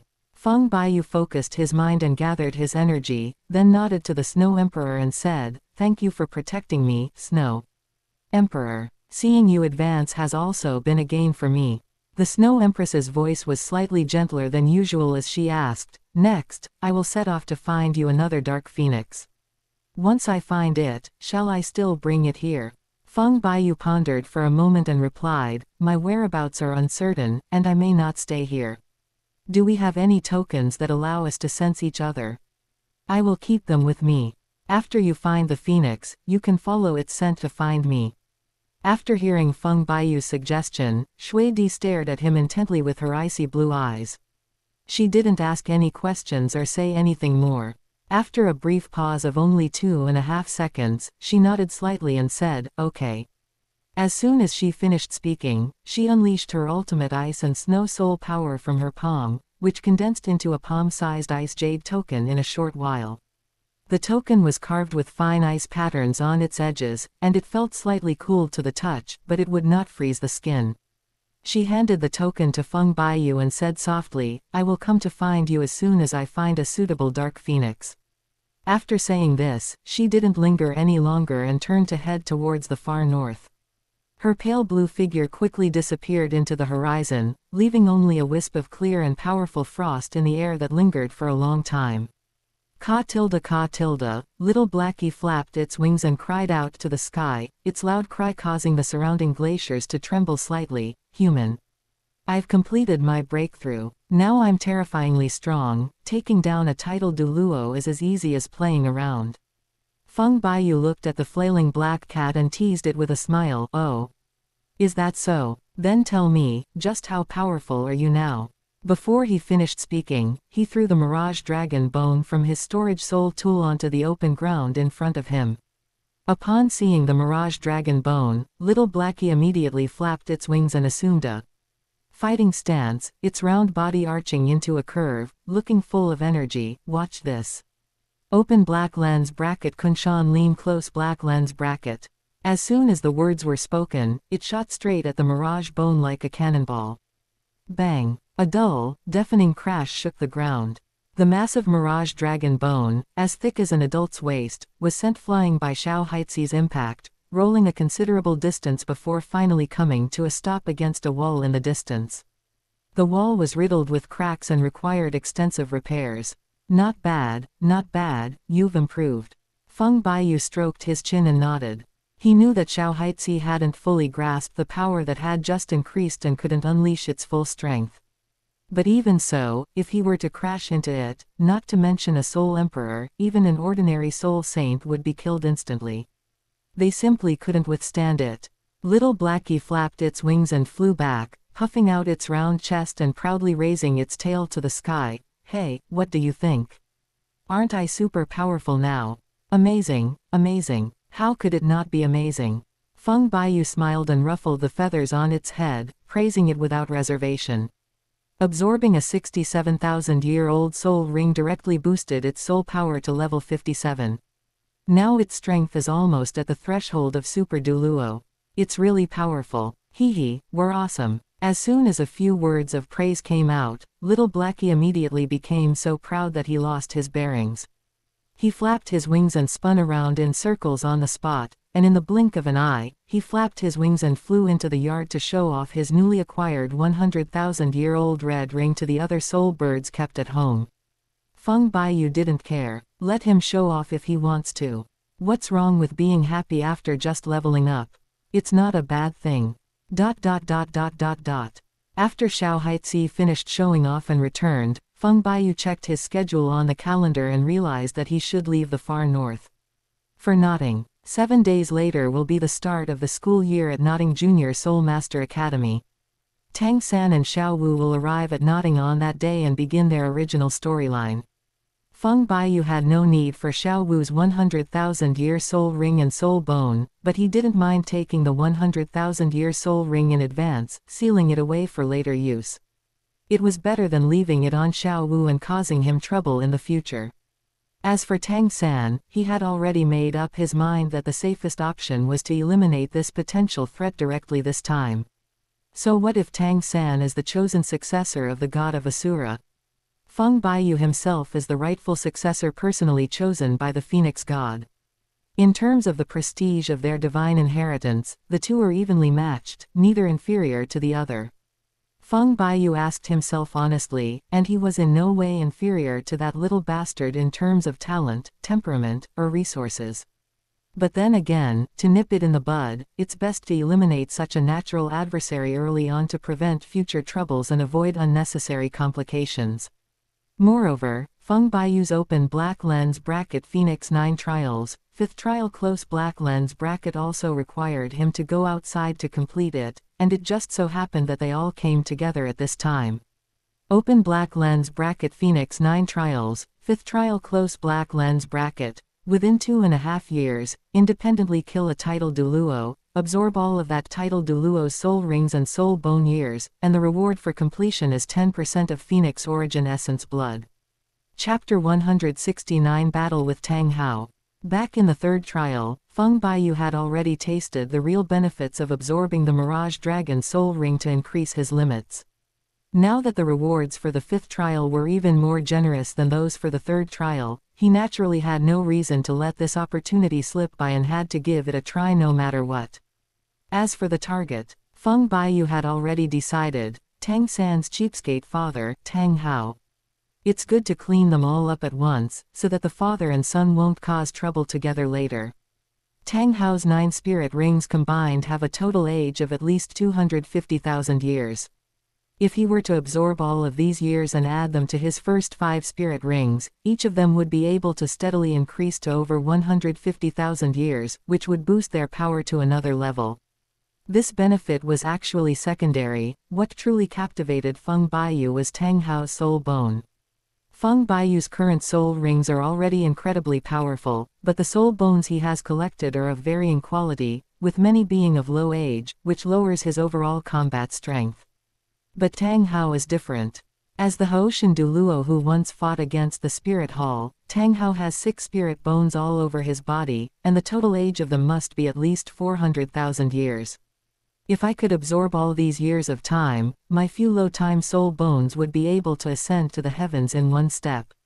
If Feng Baiyu could absorb the total age of Tang Hao's 6 soul bones, each of his 5 existing soul bones would be able to steadily break through the 100,000-year mark. This terrifying boost is even more exaggerated than simply increasing the age of a spirit ring, it could almost completely overturn his overall combat power. Having made up his mind, Feng Baiyu went back to the house and told everyone that he was going out alone for a while and asked them to stay here and look after the house until he returned. No, absolutely not. No. Sooner had Feng Baiyu finished speaking than Zhan Ying stepped forward, his brows furrowed, and stopped him immediately. Baiyu, you are now the backbone of our Feng family, the hope of the entire clan. If something happens to you while you're out alone, what will happen to all the people in our Feng family? I don't object to you going out to train, but you should at least bring a guard with you to look after you. Zhan Ying's tone was filled with undeniable concern as he looked at Feng Baiyu and advised, your grandfather is still in seclusion and hasn't come out yet. Either I go with you, or you can have Douluo accompany you. There will always be someone who can lend a hand. Grandma, don't worry, there's really no need to trouble yourself. Feng Baiyu reassured her with a smile, in terms of current strength, you and Douluo are no match for me. Looking at the entire Douluo continent, there are very few people who can hurt me. If we really encounter danger, I can completely protect myself. You can rest assured. Feng Baiyu spent a full half-hour trying to persuade him, using both soft and hard tactics, until finally he brought up the banner of the divine examination. Even though Zhan Ying was initially very unwilling, he eventually gave in to Zhan Ying's persistent efforts and gritted his teeth to nod in agreement. With the matter settled, Feng Baiyu didn't linger for even half a minute. He turned around and left the gates of Tiando City, using his lightness skill to head straight for Notting City without the slightest hesitation. They traveled at breakneck speed, enduring wind and rain, and arrived outside Nottingham in just 2.5 days. It was as if fate had orchestrated the game, for when Feng Baiyu arrived at the entrance of the Notting Junior Soul Master Academy, he saw that Gangzi had also returned from Tiando City. Tisk tilde. Feng Baiyu was secretly shocked. He had never expected that the kid would run into Gangzi here. Gangzi's legs had been broken by Yu Yuanjun long ago, so there was absolutely no way he could have returned here, let alone run into Tang San.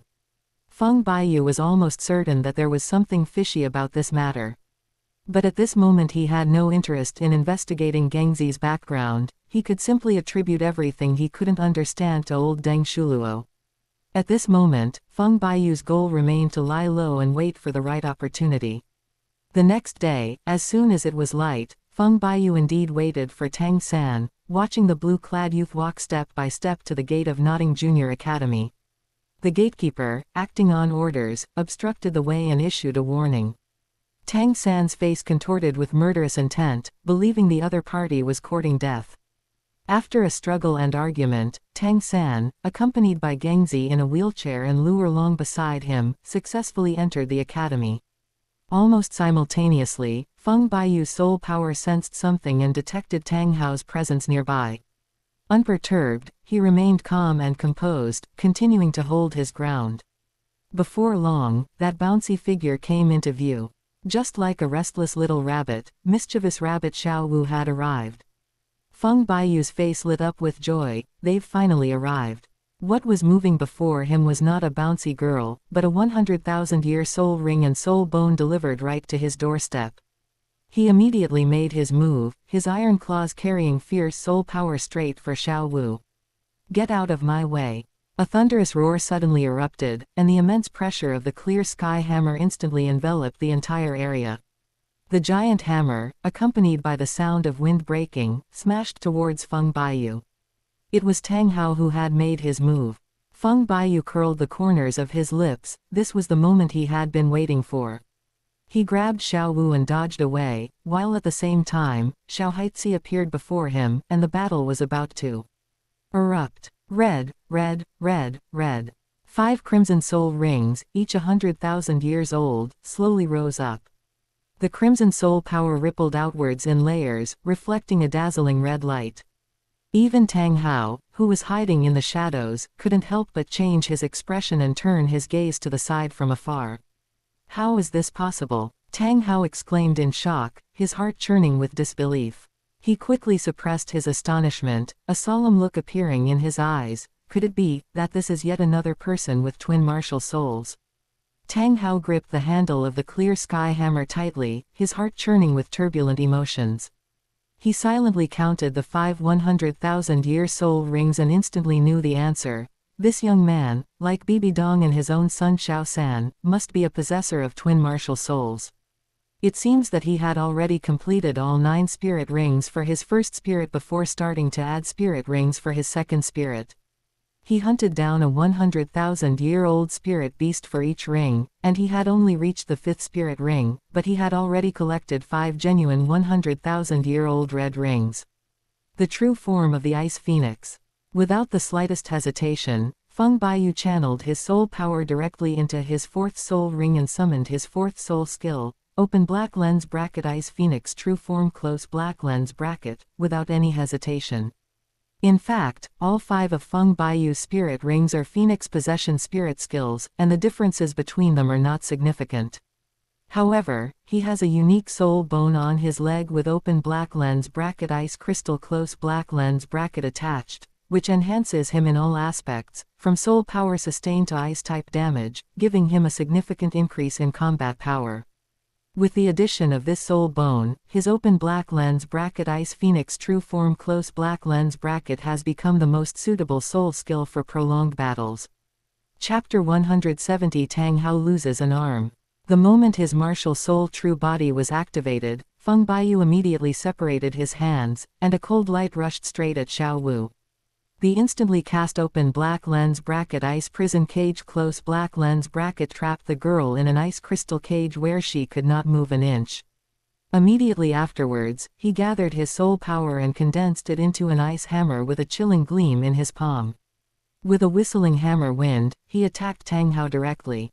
Tang Hao's tiger-like eyes narrowed, and he shouted in a low voice, "Well done."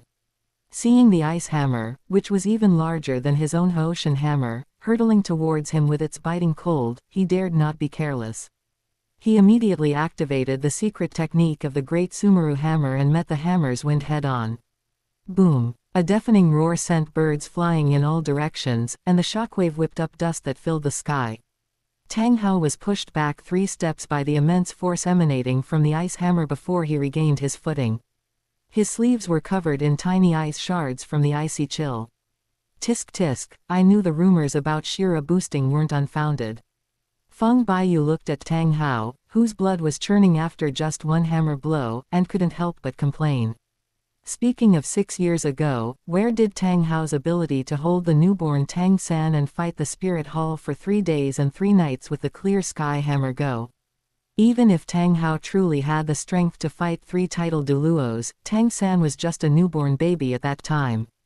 Even a sliver of the shockwave from a fight between titled Douluos would be enough to crush him. How could he possibly withstand an impact of that level? Impossible, absolutely impossible, let alone a newborn baby. Even a soul saint or soul Douluo level soul master standing there and enduring the aftershocks of a battle between titled Douluos for 3 days and 3 nights would be completely annihilated, leaving not even a bone fragment. Seeing that the battle was going badly and he was at a disadvantage, Tang Hao no longer held back. He tightened his grip on the clear sky hammer and instantly unleashed all his trump cards and killing moves, causing his soul power to surge several times over. Killing God Domain. Ring detonation. Boom tilde boom tilde boom tilde boom tilde boom tilde boom tilde. The Killing God Domain opened with a roar, followed by the explosion of 6 soul rings.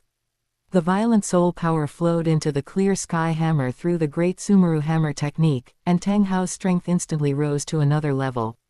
He gripped the black hammer tightly and charged forward like a cannonball, unleashing the Haoshan sect's secret technique, the Haoshan 9 Absolutes. Open Black Lens Bracket Breaking Words Technique Close Black Lens Bracket.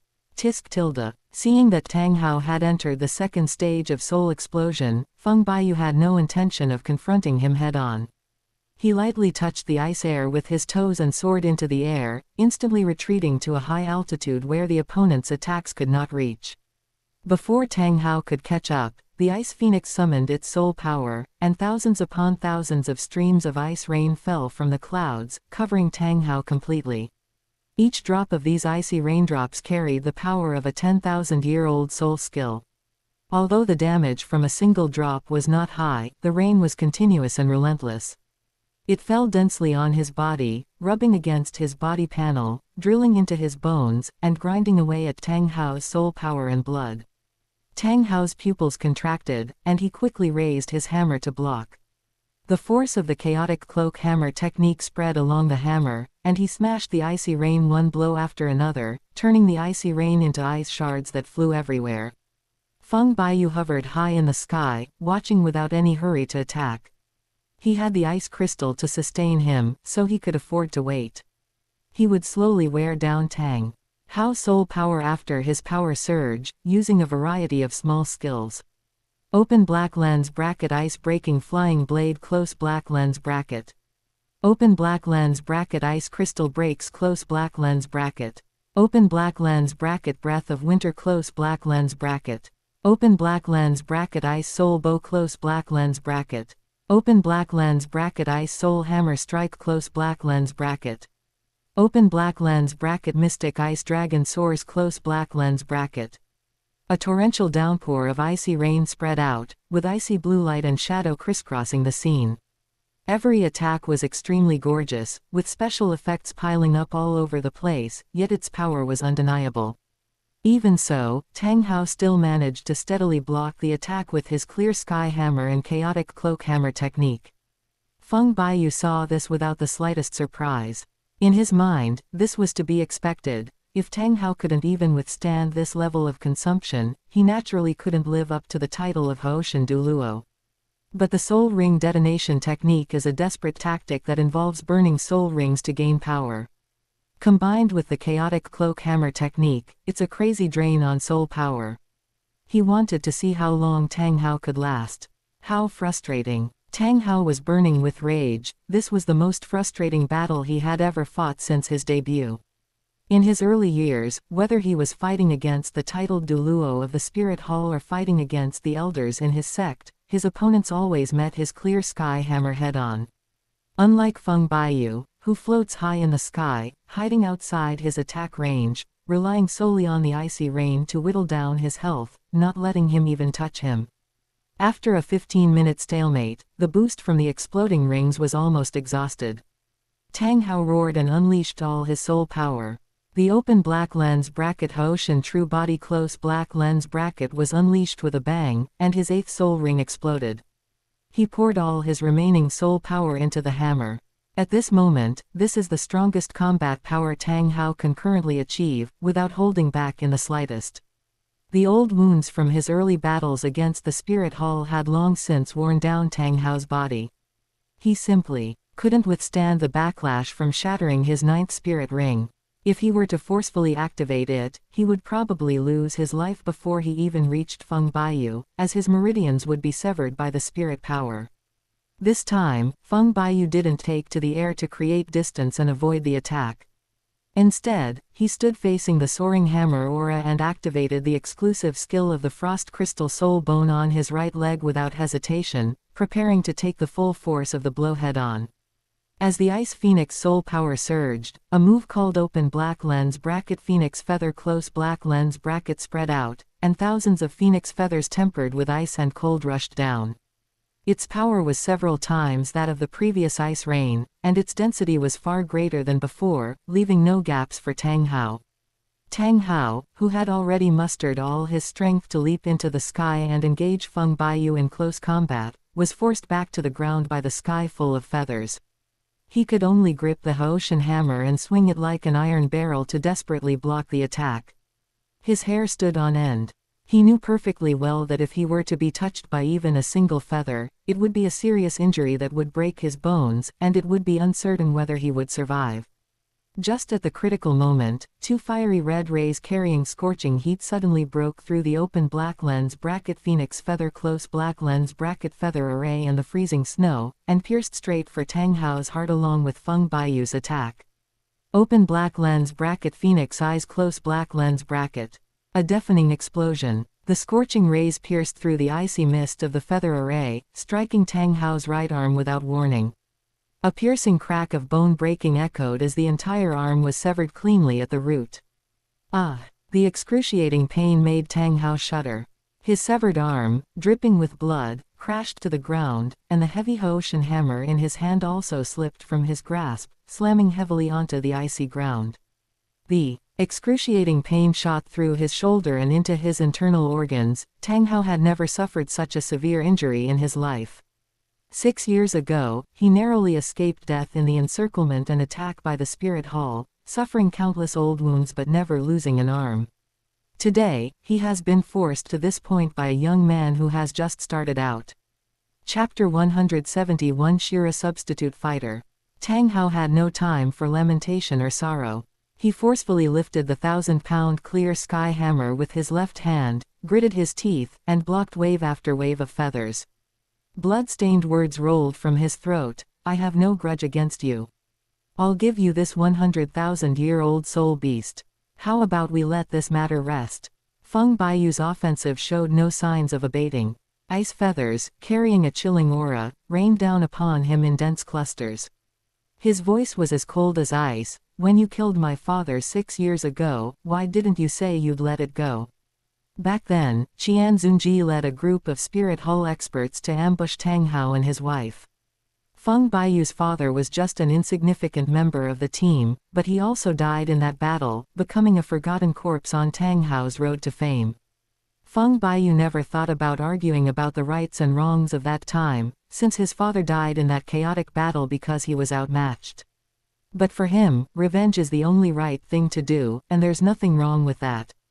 Back then, you were stronger and were able to take my father's life. That was your skill. Now that I have the upper hand, I'm taking your life, so naturally you have to accept it. Tang Hao frowned deeply. He had killed countless people in his life. How could he possibly remember that the nameless nobody he had killed 6 years ago was the father of the man in front of him? Now that things have come to this, begging for mercy has no effect, so they have no choice but to fight to the death. Just as he was about to unleash his last bit of soul power to pounce, the open black lens bracket killing god domain close black lens bracket surrounding him suddenly emitted an eerie red light, and his nearly depleted soul power surged dramatically. Feng Baiyu launched a series of fierce attacks, finally forcing Tang Hao to unleash his ultimate third stage. Feng Baiyu raised an eyebrow and muttered to himself, The power of Asura. Seeing Tang Hao suddenly trigger an anomaly, unleashing a cheat that locks in health and mana out of thin air, he instantly understood the key point. This was the legendary Asura heaven-reaching path. This kind of heaven-defying substitution is an old trick used by the two shameless gods, the Asura god and the sea god.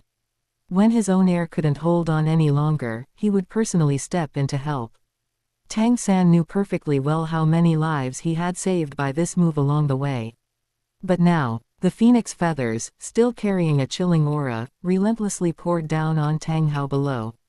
Feng Baiyu showed no sign of stopping. His icy blue soul power surged forth from the ice crystals, each wave of attacks more ferocious than the last. He already knew in his heart that even if Tang Hao used the power of Shira to activate the cheat of locking blood and mana, it was only by relying on the aura of a god to forcibly keep him alive, and he would not be able to reach the sky to hurt him in a short time. The crossbow floated in midair, slowly wearing down the opponent with the infinite endurance of the soul bone. Even if the opponent had a god backing him up, he would eventually run out of power. However, Feng Baiyu will not simply try to outlast him. You have a god behind you, but don't I have one too? While relentlessly attacking with its feathers, Feng Baiyu silently communicated in his mind and began to quietly shake his spirit. Lord Phoenix God. Calling upon Lord Phoenix God. Feng Baiyu shouted in his heart, a shameless old god has violated the rules and interfered in the affairs of Douluo continent. Please take action and eliminate him. Shira, you have violated the rule that the gods must not interfere in the wars of the lower realms. Leave immediately. As early as when Tang Hao's killing god domain lit up with that strange red light and his divine power broke through the barrier and fell into Douluo continent, the Phoenix god, who had been keeping an eye on Feng Baiyu's side, had already taken the initiative to stop the Asura god who was about to enter the fray. Despite the Phoenix god's relentless pressure and the overwhelming evidence, the Asura god remained unfazed, raising an eyebrow and calmly asking, how have I violated any rules? He raised his hand to shake off the divine pressure coming from the other party, his tone somewhat matter of fact. It's just a trace of divine power that was left behind in the lower realm many years ago, which was absorbed and used by a destined person. How the other party uses this trace of divine power is none of my business. Phoenix, do you really want to fight me for such a trivial matter? I've lived for tens of thousands of years and seen plenty of shameless gods, but I've never seen anyone as shameless as you who twists right and wrong like this before. The Phoenix god laughed in anger, and her crimson divine fire instantly burned half of her divine kingdom red. I was originally thinking of giving you some face as a god, but since you don't want it, then don't blame me for being impolite. The words had barely left his lips when a blazing divine thought surged into Feng Baiyu's soul sea. Feng Baiyu, listen to my command. Burn down Nodding Academy and take Tang San down with you. I'll keep an eye on that old bastard Shira here, so go ahead and do it. With this Phoenix true fire, I guarantee it will burn him to ashes, leaving not even a trace. You dare. Hearing the Phoenix god's words, the Asura god could no longer maintain his shameless demeanor and instantly became truly enraged. Tang Hao was merely the protector he had chosen, the true successor he had his eye on was Tang San. If Feng Baiyu were to burn Tang San to ashes with his Phoenix true fire, all the divine succession he had planned for so many years would be destroyed in an instant.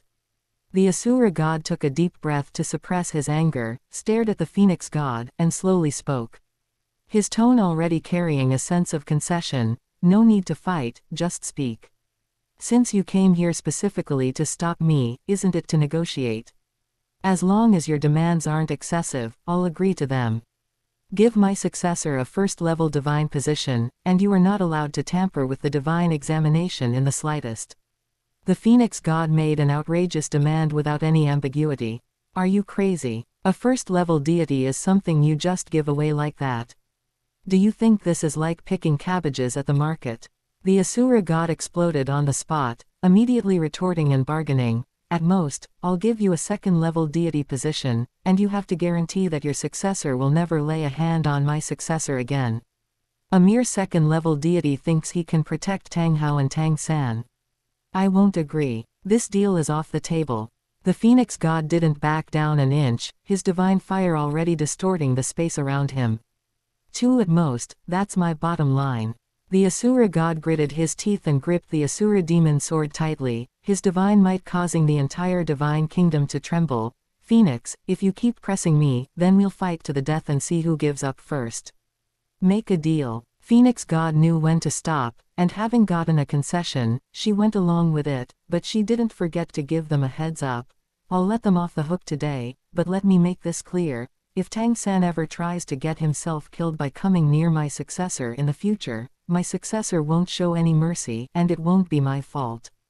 The Asura god was ultimately unwilling to destroy his years of planning, so he could only grit his teeth and agree. Fine. We'll do it your way. He gritted his teeth and pulled out the 2 divine tokens, open black lens bracket god of war close black lens bracket and open black lens bracket god of speed close black lens bracket, which were vacant under his command, and tossed them to the Phoenix god. Phoenix god inspected the goods and found no problems. He took the items and left immediately without delay. The Asura god dared not wait any longer and quickly sent down his divine sense to control Tang Hao's killing god domain, urging him to hurry up and find Tang San, fearing that if he was a step too late, the Phoenix god would change his mind and even Tang San would be caught in the crossfire. Chapter 172, A Bountiful Harvest. The icy feathers rained down fiercely, and the icy blue soul power and the pitch-black killing intent collided, causing the sky to collapse and the sun and moon to lose their light. Just as Feng Baiyu was about to launch another attack, he suddenly saw Tang Hao, who should have been holding out, break free from the barrage of feathers.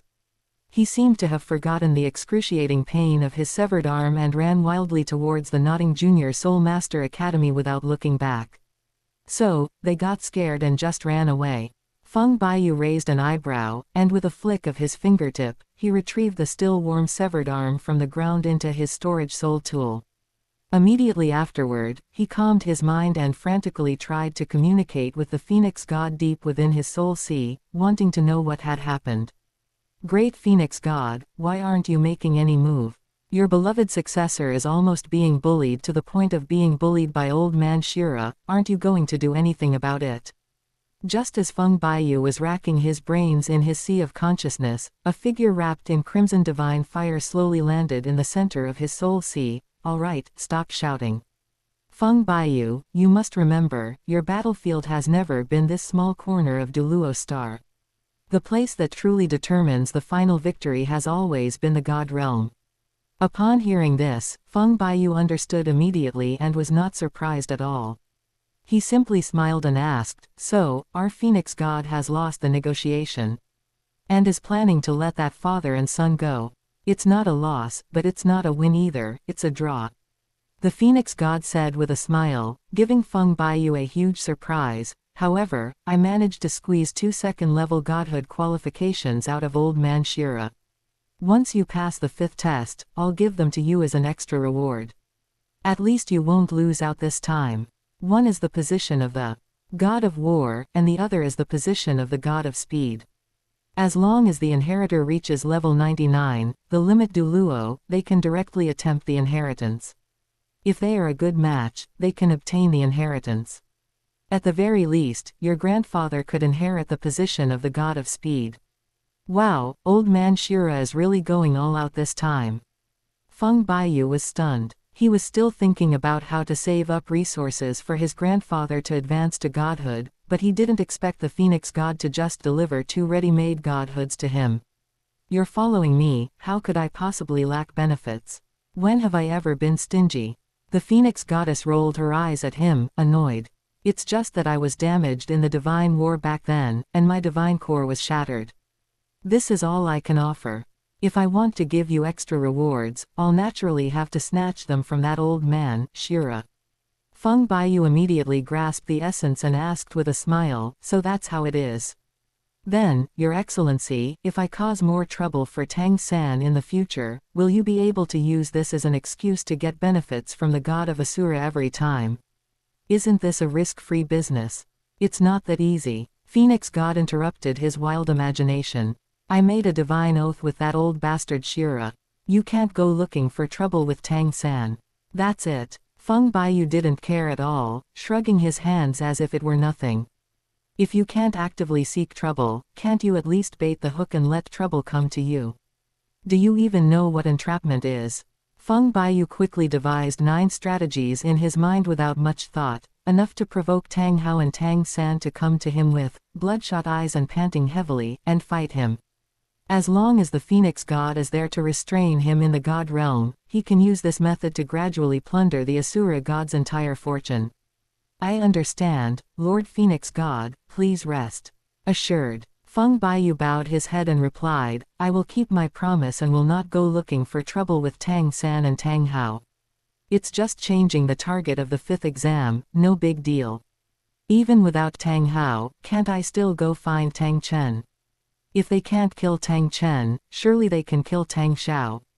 There are plenty of people from the Haoshan sect, so let's take turns." After making the agreement with the Phoenix God, Feng Baiyu withdrew his divine sense from his sea of consciousness, regulated his surging soul power, and turned to walk straight towards Xiao Wu's location. "I was originally planning to finish the 5th divine trial while I was at it, but I didn't expect to only be able to catch a 100,000-year-old rabbit to take back. What a pity." Feng Baiyu sighed softly, a hint of regret on his face. But things had already come to this point. The God realm had already agreed on the terms, and it was no longer his turn to kill Tang San and his son. He could only accept this outcome. He reached out and grabbed Xiao Wu, who was frozen and unable to move, hoisted her onto his shoulder, and turned to head towards Holy Soul Village.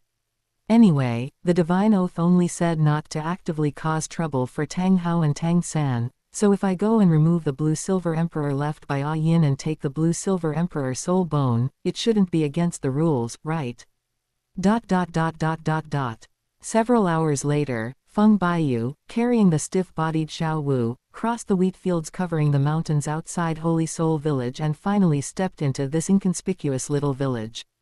For years, Tang Hao had kept Ah Yin's seedlings and the Blue-Silver Emperor's soul bone hidden in the waterfall pool behind the mountain. The white waterfall hanging on the mountain wall could be seen from a distance.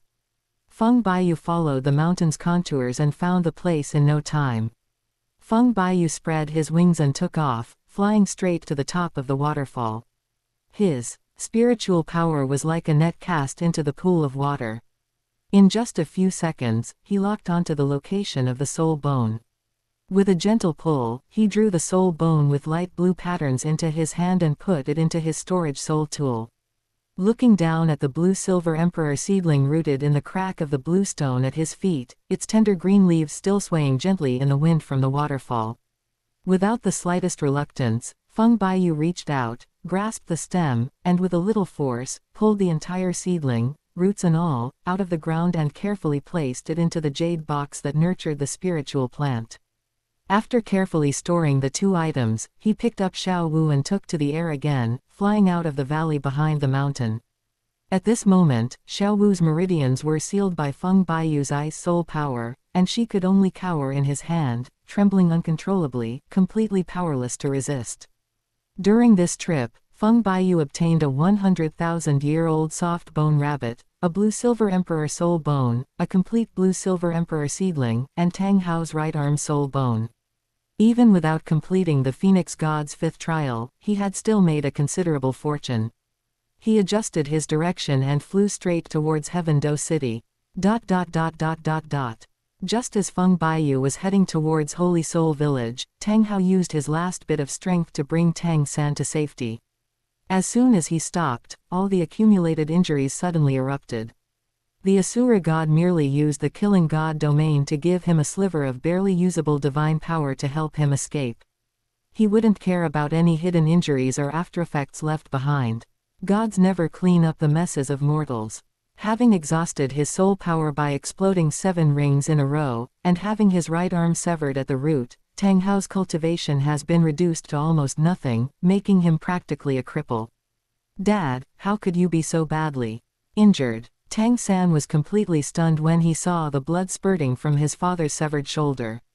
He had just watched his father fight a powerful enemy head-on, and that domineering aura that overwhelmed everything was still etched in his mind. In the blink of an eye, he had become like this. The huge difference made it impossible for him to react. Xiao San, I'm badly injured this time, and I'm afraid I'll need to recuperate for a while before I can fully recover. Tang Hao looked at his bewildered son, his eyes darkening, his voice filled with undisguised exhaustion, but before that, I need to find you a safe place to stay. The only places that Tang Hao considered safe and trustworthy, besides the Haoshan sect which he was too ashamed to return to, were his sister Tang Yuehua's Yuexuan. Chapter 173, The Scope is Too Small. It's a 100,000-year-old soul beast that's taken human form, but it hasn't fully developed yet and it's a bit injured. Let's nurse it back to health for now. Feng Baiyu's tone was as casual as if he had just picked up a lost little rabbit, showing no sign of being particularly shocked. Shui Duanliu stared blankly at the small, huddled figure at his feet, taking a long time to recover. The little girl looked no more than 6 or 7 years old, wearing a pink dress stained with mud that drooped limply over her head. Her red eyes were filled with tears as she huddled in the corner, hugging her knees and trembling, barely daring to breathe. He rubbed his eyes and checked again the rich spiritual energy fluctuations lingering around his nose, the kind only top-tier soul beasts possess. He couldn't help but gasp, his voice filled with disbelief. A 100,000-year-old soul beast in human form. Young master just brought a 100,000-year-old soul beast in human form home like that. He picked up some pastries from the table and asked matter-of-factly, what else can we do? We can't just let them out and let others pick them up, can we? We'll keep them for now. Anyway, we can afford to feed another mouth in our family. When someone needs a 100,000-year soul ring in the future, we can just kill them and take the ring. Shui Duanliu's gaze fell heavily on the trembling little figure. His Adam's apple bobbed, and he sighed softly, a 100,000-year-old soul beast. This is a treasure that even a titled Douluo would go mad for. He withdrew his gaze, shook his head, and said with a hint of helplessness, it's just that right now, no one in our Feng family can use this soul ring immediately. Wang Long, Feng Chengguang, and Feng Yixu are all below level 40, and they still need more than 10 years of hard work to absorb a 100,000-year soul ring. As for Du Guxin, he probably needs to break through to the tidal Douluo realm before he can use a 100,000-year level 1. The water flow interruption didn't even consider him. The young master had already made a plan for him. He would personally go to the far north ice plains to hunt for the 9th spirit ring, which was the 100,000-year spirit ring of the Titan snow demon ape. As for the soul bone that will be obtained, it will naturally be left to my good niece Shui Binger, giving her some confidence to stand firm in the Feng family. Shui Duanliu could never have imagined that Feng Baiyu already possessed a complete set of 100,000-year-old ice attribute soul bones. If he really wanted to give them to Shui Binger, he could simply pull them out and boost her cultivation level, saving her more than 10 years of detours. The problem is that Shui Binger is still just a maid, and she hasn't accumulated any merit even after being in the Feng family for so long. The fact that they've arranged basic resources for her and found her a suitable soul ring smoothly is already a great favor. To obtain 6 100,000-year-old soul bones in one step. Where would you find such a good deal? If no one needs it by then, we can keep it for Sister Shui as her 7th spirit ring. Feng Baiyu didn't dwell on this small matter. While eating his pastries, he glanced at Xiao Wu, who was curled up in a ball, and waved his hand, saying, "Lock her up and keep an eye on her. Don't let her run out and cause trouble." Yes. Shui Duanliu readily agreed, then turned and carried the little girl to the backyard, thinking he would just put her in the old secret room. The big iron cage that held Tang Wei had been empty for a long time, but now it's more than enough to hold this little guy. He definitely won't be able to escape. Moreover, these little soft-boned rabbits are really easy to care for. They don't need any fancy food, just 2 carrots a day are enough for them to survive. They're so easy to raise. Alright, now focus on your cultivation. I brought you something good. As soon as he finished speaking, Feng Baiyu raised his hand and a faint light flashed from his storage soul tool. A bloodstained severed arm landed on the stone table. This severed arm contains an 80,000-year-old dark gold bear right arm bone. It's quite compatible with the sharpness attribute of your ice blade. If you absorb it, you should be able to improve even more. When Feng Baiyu fought Tang Hao, he severed Tang Hao's arm, so this soul bone naturally ended up in Tang Hao's hands. Among all the people in the Feng family, Shui Duanliu was the most suitable for the task. In terms of seniority and ability, this soul bone should belong to him. Thank you, young master. Shui Duanliu was overjoyed. He hadn't expected such an unexpected surprise and thanked Feng Baiyu repeatedly, feeling extremely grateful for Feng Baiyu's generosity. After entrusting Xiao Wu and Tang Hao's severed arms to Shui Duanliu, Feng Baiyu didn't ask any more questions and turned back to his quiet room. What he needs to do next is to calm down and adjust his soul power. After all, it won't be long before he has to go to the City of Slaughter to find Tang Chen and complete the 5th trial of the Phoenix God. Currently, there are only 5 title Douluo in the entire Douluo continent who have a complete set of top-grade soul bones and a 100,000-year soul ring. The Grand Elder Qian Daoliu and the Second Elder Jin Yi Douluo are on their side and cannot be touched, while Tang Hao is protected by the god of Asura and cannot be touched for the time being. After counting, only Tang Chen and Poseidon remain as targets. Who was Poseidon? That was the true Grand Master of Sea God Island, a level 99 peak limit Douluo, one of the 3 peerless Douluos and the Sea God's representative in the mortal realm. As long as she sets foot on Poseidon Island, the entire ocean is at her command, and the power of the Sea God is at her fingertips. Her title of Invincible of the Ocean is no exaggeration. Feng Baiyu knew that before he broke through to the Soul Saint level, going to fight Poseidon one-on-one would be suicidal, and he wouldn't even have a chance to win. One shouldn't be too ambitious. Why not just honestly pick on the weak and pick on the easy target? Tang Chen was indeed a limit Douluo, but he was tricked and became half-crippled in his early years, so he doesn't have much skill left. Isn't it perfect to choose him as the opponent for the 5th test? A few hours later, just as Feng Baiyu finished his cultivation and stepped out the door, Zonying came over after instructing a few children. "Hey, you're back. Zan Ying pulled up a stool and sat down opposite him, asking curiously, "You finished the God exam on your trip?" "It didn't work out. A shameless guy ruined it halfway through, and we couldn't complete it as planned." Feng Baiyu didn't go into the details, but simply said slowly, "Next, we need to find a new target and start preparing again." So, this trip yielded absolutely nothing. Zan Ying frowned slightly upon hearing this, her tone tinged with regret. She had originally hoped that her adopted grandson would bring back some incredible treasures, but unexpectedly, his plans were ruined. "Well, it's not like we gained nothing at all." Feng Baiyu shook his head and counted on his fingers. "On the way, we encountered a newly transformed 100,000-year-old soul beast, picked up a complete 100,000-year-old soul bone, dug up a blue-silver emperor seedling, cut off Tang Hao's arm, and also picked up an 80,000-year-old soul bone. So, I guess we gained a little." "Holy crap. This is considered a small success."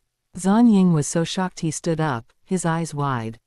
This kid went out for a stroll and actually brought back so many treasures, even Tang Hao's arm. "It wasn't that big to begin with. What I originally wanted to take was much more valuable than this," Feng Baiyu said calmly, shaking his head. Zan Ying looked at his nonchalant demeanor and was speechless for a long time. In the end, he could only wave his hand. "All right, it's just that this old lady's perspective is too limited, and she can't keep up with the ambitions of you young people." Chapter 174 Seeing Tang Hao again. "No wonder he refused to become my disciple. It turns out he already possesses strength comparable to a title Douluo." Little did Yu Shaogang know that Feng Baiyu wasn't even in the manor that day. He didn't even get to see Feng Baiyu's face before Du Gubo tied him up and gave him a good beating. Upon learning that the Soul King with 5 red soul rings was Feng Baiyu, Yu Shaogang's heart sank, and he instantly connected all the clues. The powerful figure who possessed the clear sky hammer martial spirit was none other than Tang Hao, whom he idolized. When Tang Hao returned to Notting Junior's Soul Master Academy and took Tang San, who had just become his disciple, away, Yu Shao had finally seen through Feng Baiyu's trump card and experienced its unfathomable terror. Thinking back on this, I feel only irony. I was actually so arrogant back then, and so presumptuous as to want to take him as a disciple. "Erlong, take me to see him." Yu Shaogang grabbed Lu Erlong's arm tightly, his voice trembling slightly with excitement. "I was wrong, terribly wrong. I shouldn't have thought of having Feng Baiyu become my disciple. With his talent and strength, how could I be qualified to be his teacher? We should sit down as equals and discuss things together. His invincible talent, combined with my years of research into invincible theories, will surely create a truly invincible soul master. Quick, Erlong, take me to him now." Yu Shaogang gripped Lu Erlong's wrist so tightly that his knuckles turned white, and he trembled uncontrollably. The surging excitement in his chest almost burned through his bones. A voice from the depths of his being told him, only by turning around and becoming Feng Baiyu's disciple, witnessing firsthand the growth of a top-tier soul master, and with the return of his promising disciple Tang San to lend a hand, could he finally shatter the label of trash that had weighed on him for decades and let everyone know that his theories, Yu Shaogang's theories, were not empty talk. Lu Erlong was quite frightened by his reckless appearance and quickly reached out to support his wheelchair, afraid that he might lose his balance and fall. She repeatedly comforted him, all right, don't get agitated. I'll take you to find him right now. We'll set off immediately. Calm yourself down first, don't upset yourself." Seeing Yu Shaogang's uncharacteristically trembling fingers, Lu Erlong felt a sharp, aching pain in her heart, as if something had gripped it tightly. As long as it helped her beloved, she would do anything, even if it meant going through fire and water, without batting an eye, and would grant him any request. Yu Shaogang's soul power was weak and his legs were crippled, so Lu Erlong pushed the wheelchair, not daring to go too fast. By the time the two finally arrived at the entrance of the Notting Junior Soul Master Academy, Feng Baiyu had already left Notting City without leaving a trace. Surprisingly, Yu Shaogang was not discouraged, nor did he consider giving up. He decided to go and find Feng Baiyu. "Erlong, let's go back to Tiando City," Yu Shaogang said in a deep voice. "Feng Baiyu lives in Tiando City. Even if he doesn't go back now, he will return there someday. As long as we go there and wait, we will eventually see him again. Feng Baiyu. Tang Hao, degree winking face. Tang San, D, is defined as Yu Shaogang. No. 2.5 days passed, and Feng Baiyu felt bored, so he decided to go to Yuexuan to listen to some music to pass the time. As Feng Baiyu stepped into the gate of Yuexuan, his gaze swept over the figures before him, and a smirk appeared on his lips. Tang Hao, Tang San, and Yu Shaogang, the 3 people he was looking for, were all gathered here.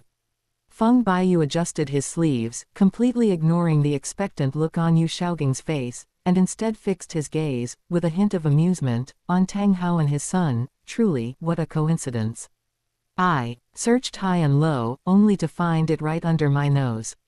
The moment Tang Hao's gaze fell upon Feng Baiyu's figure, his eyes turned bloodshot, he began panting heavily, and he bit his lower lip hard with his back teeth, the taste of blood instantly filling his entire mouth. This is the man. A few days ago, he casually severed his right arm.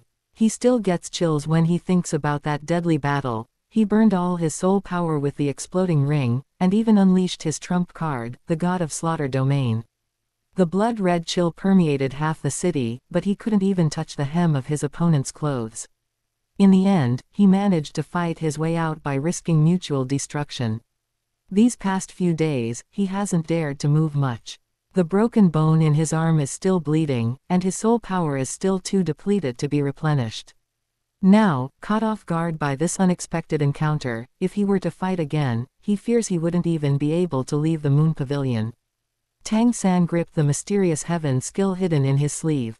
The tense atmosphere around him had already given him a clear understanding of the situation. The young man in front of him, who looked a few years older than him, was the murderer who had injured his father.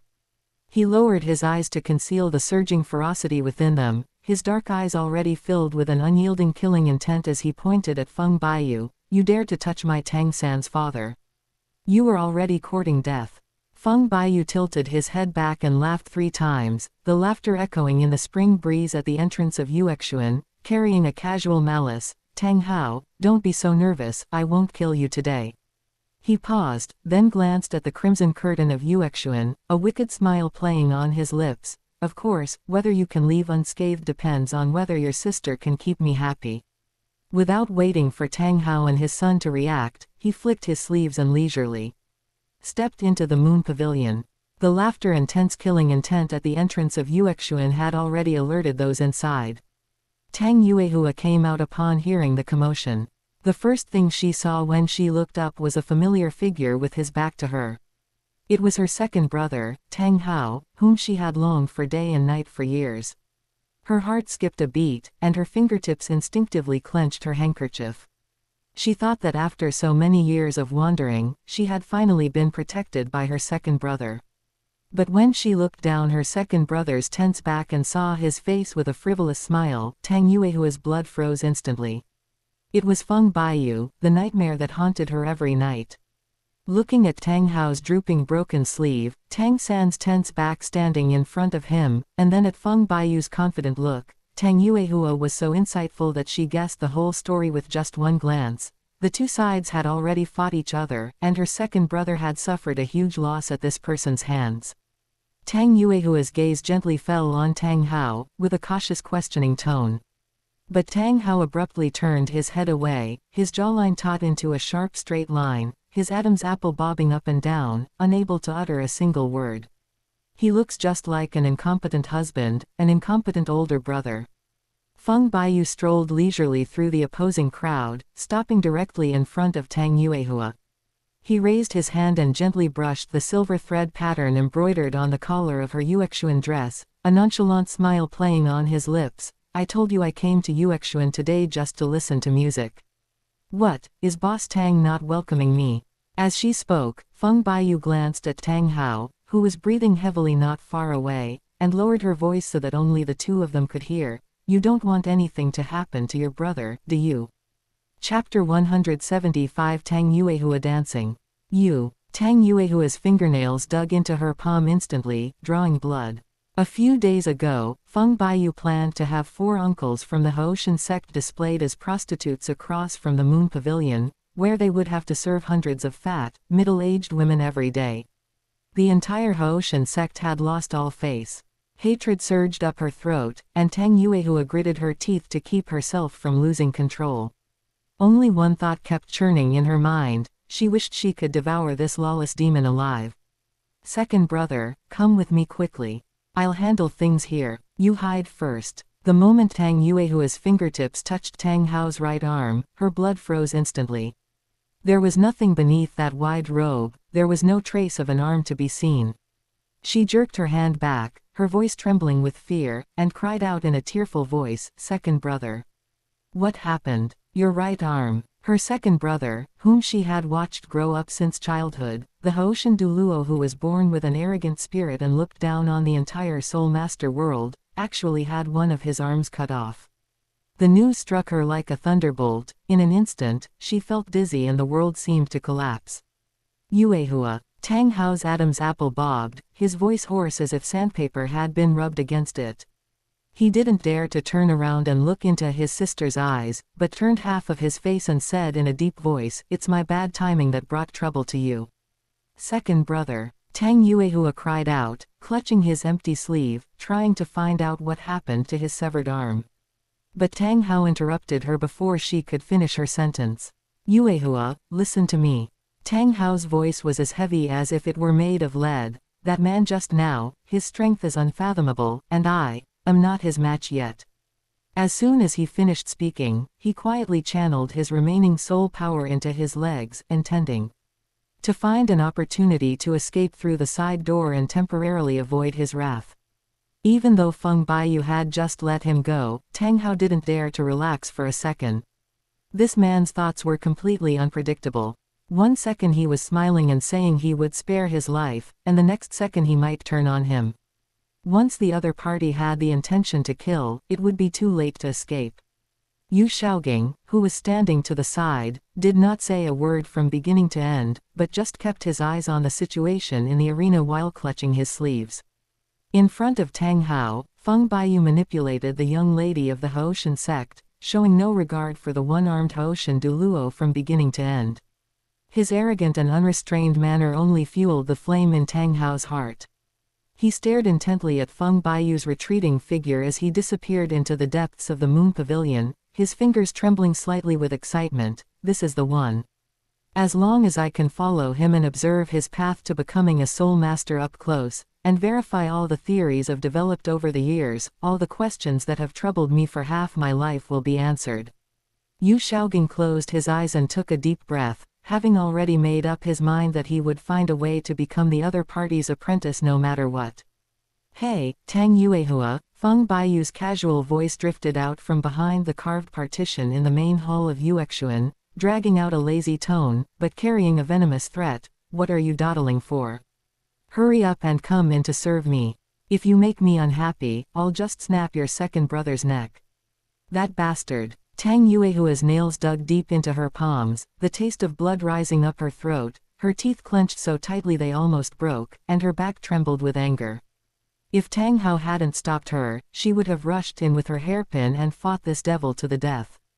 "Yuehua, just bear with it." Tang Hao pressed down on his sister's shoulder, which aggravated the wound on his torn sleeve, causing him to break out in a cold sweat. However, faced with the absolute difference in strength, the cowardice that he had in his bones, which he had always wanted to avoid the world, resurfaced. Over the years, the habit of hiding when you can't win has been ingrained in your bones. Tang Hao lowered his voice and advised his sister, "He's stronger than us now. A head-on confrontation will only lead to your death.